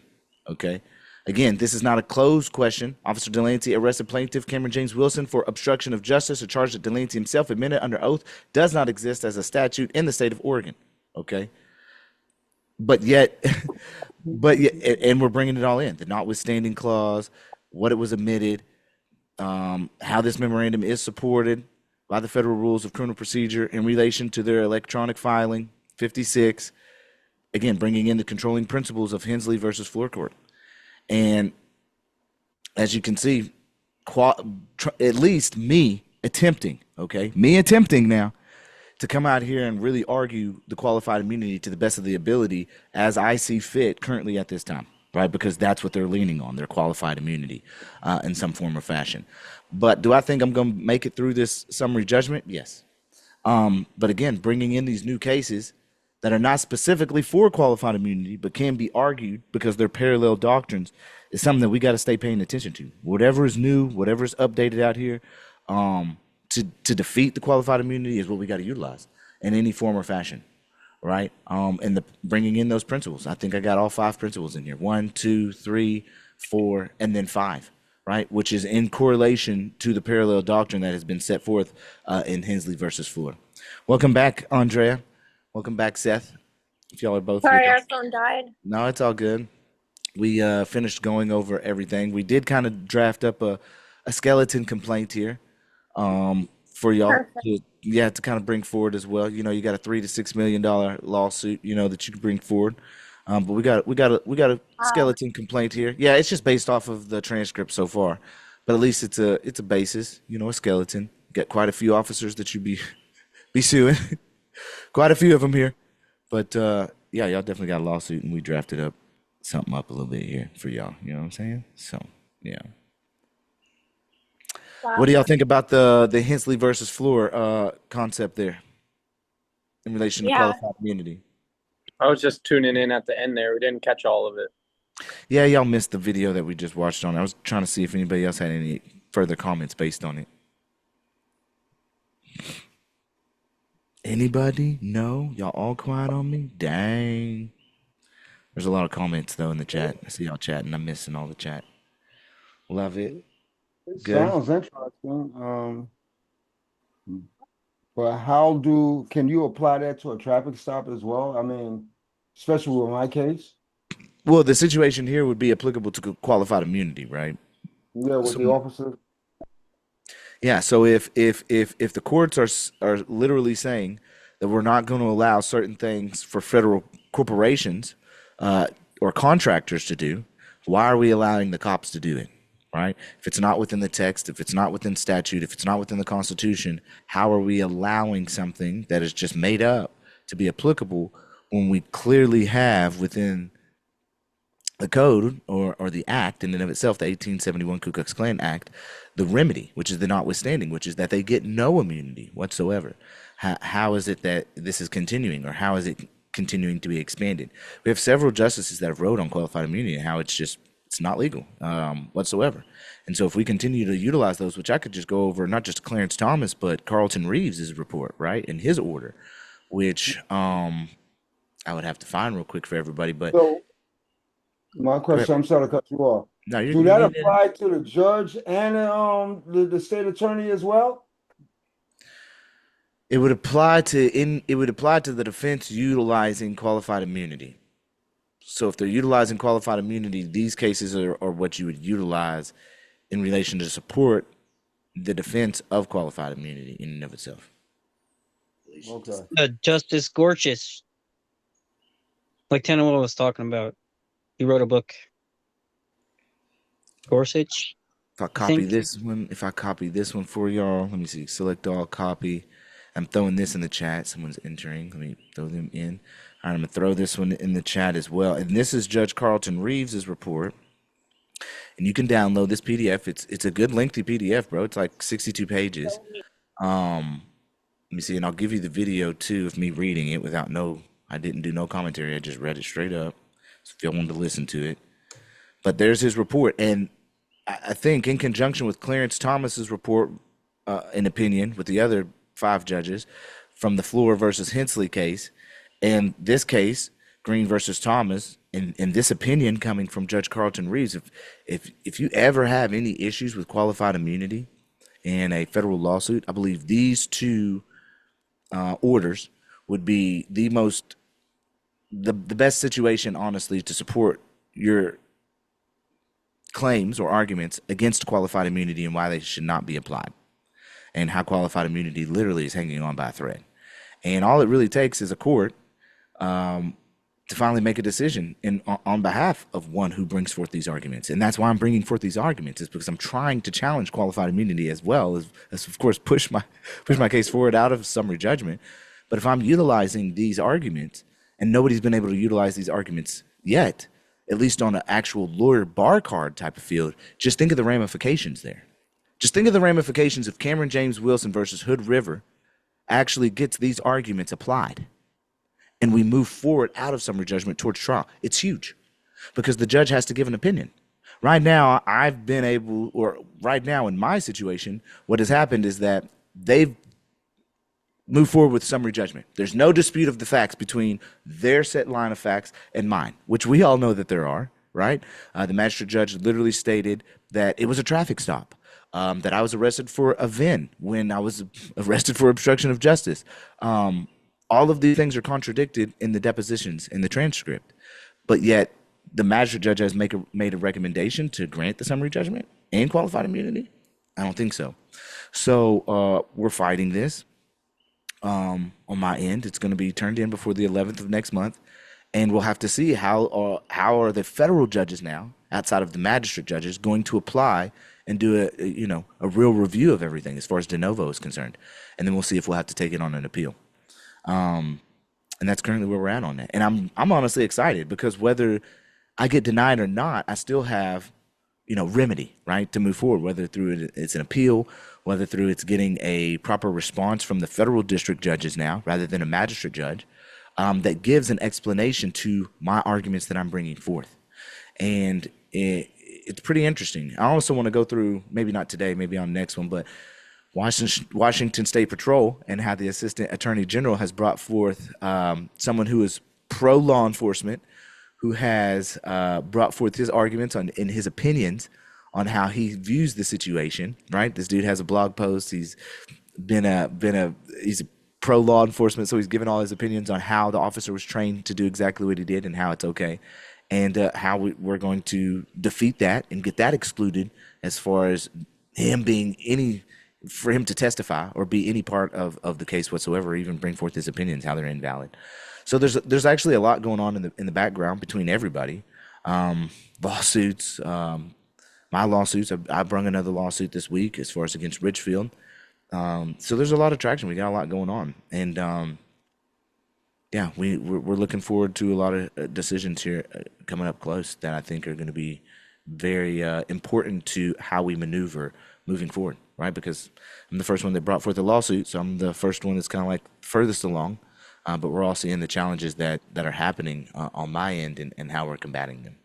And so I'm excited. I'm not down at all. It's like, oh, you filed summary judgment, let's go. Like, how are we gonna beat it? Oh, magistrate's agreeing with him. Okay, let's see how you erred in your decisions, right? And so, I love it. This is great. What y'all got? Yo, Cam, can I ask you a quick question? When you got pulled over on your motorcycle and you had Oregon plates on there, did you have valid tabs? No valid tabs. Okay, all right, okay. Yeah, that's all I want to know. Yeah, tabs were registered through someone else and they were not valid at that said time. Now, if they were valid, then you could still use that argument for right to travel without a license, or what? Yeah, of course you can, bro. I mean, again, it's all about use determines classification, right? Right. I was just wondering if you had the valid tabs, what that pulls you into Bro, their I jurisdiction. tell you like this. Even if I had a driver's license, bro, I'm still arguing right to travel. Because again, the for real. use Just because you have a license, all right, let's say you have a business license, a liquor license, or real estate license. Just because you have those and you have a beer or you go over to somebody's house doesn't mean you're applying that license. So having the license doesn't automatically subject you to all the rules and regulations that are associated with it. It's what you're doing at that time if it applies for that. So you're not engaged in real estate just because you're walking into somebody's house and talking about homes or anything like that. That's not, so there's applicability, and it's always misapplied when you're on the street with the road pirates.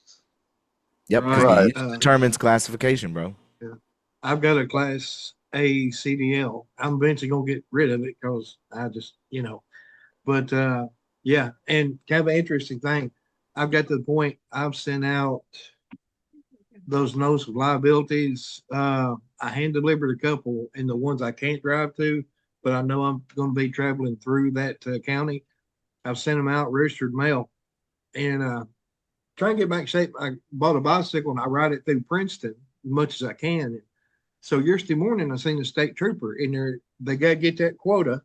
So I got on my bike and I had all my paperwork, and I was riding around town trying to run him down.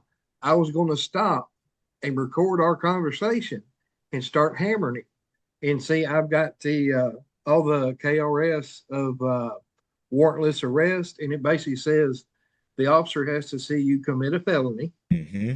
You had to be mentally incompetent, or you had to be like a parolee that violated your parole or something like that.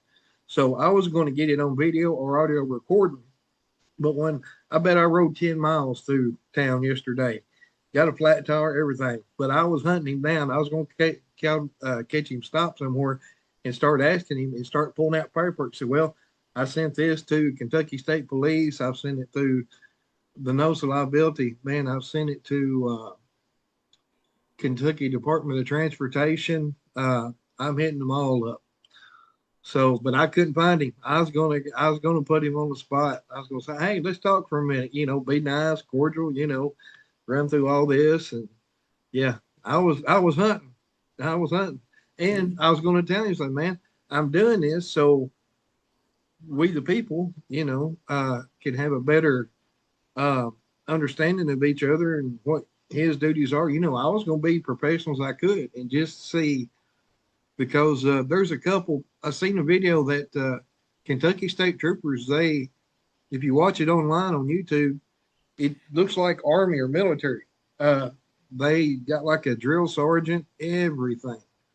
Here last year, year before last, there was a real bad video went around. There's this government employee. He's a cop of some kind. But every year, the state troopers get together in every state, and they have this big meeting.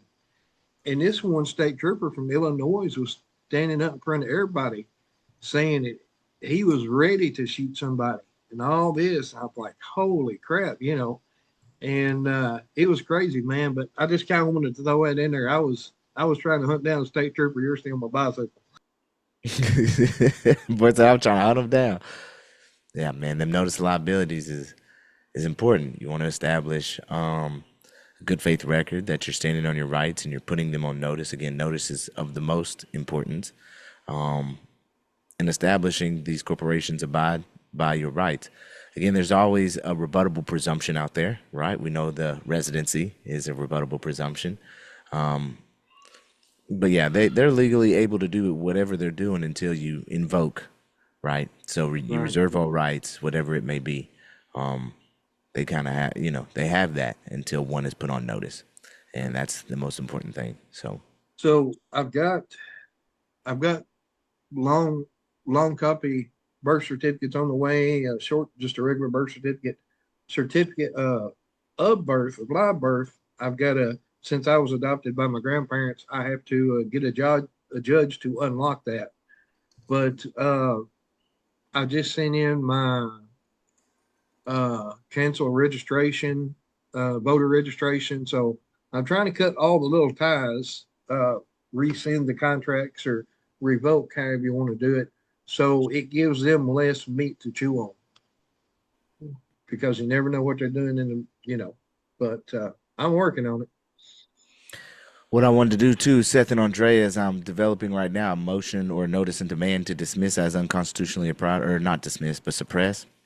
And just so y'all have something in correlation that you can kind of look at.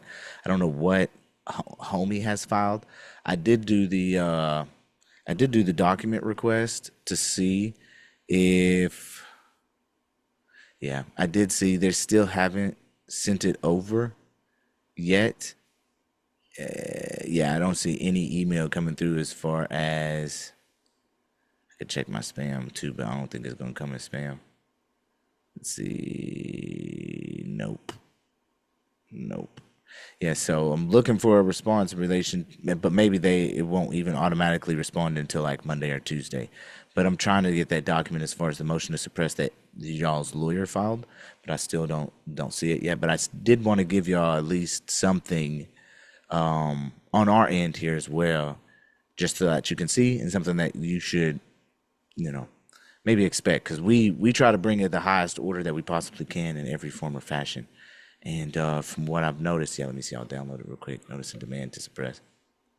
I really want it in latex, though. Let me see if I can get a latex version. I'll get a latex version. Let me do that. Latex. Can you compile in latex? Proper formatting. And we'll get that going as well. What I want to do is, I guess, at this point, we've been running for about a little over 3 hours. That's normally where I kind of end it for any kind of public production that I'm going to release out anyways. So if all of y'all in here could unmute and at least say goodbye to everybody on this Wisedome or episode of Wisedome, that'd be great.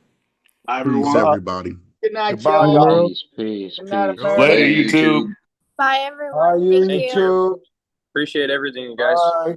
To I just all want the social, I just want to y'all all to the remember. social media. Oh, go ahead. Go ahead. No, you go ahead. To all the social media, TikTok, don't care where you're at, join Wisedome, join the movement. Learn who you are. Come, we want you. Get in the traffic law reform. Yeah, I don't be promoting myself too much because it's okay. self-explanatory. No, you're good. You're good. Okay. I always back off from myself. But yeah, if y'all want to Even the join, youngsters. yeah, if y'all want to join, Yes. if y'all want to join, you can join at operationwisedome.com. Okay, and it takes you right to the place where you can join.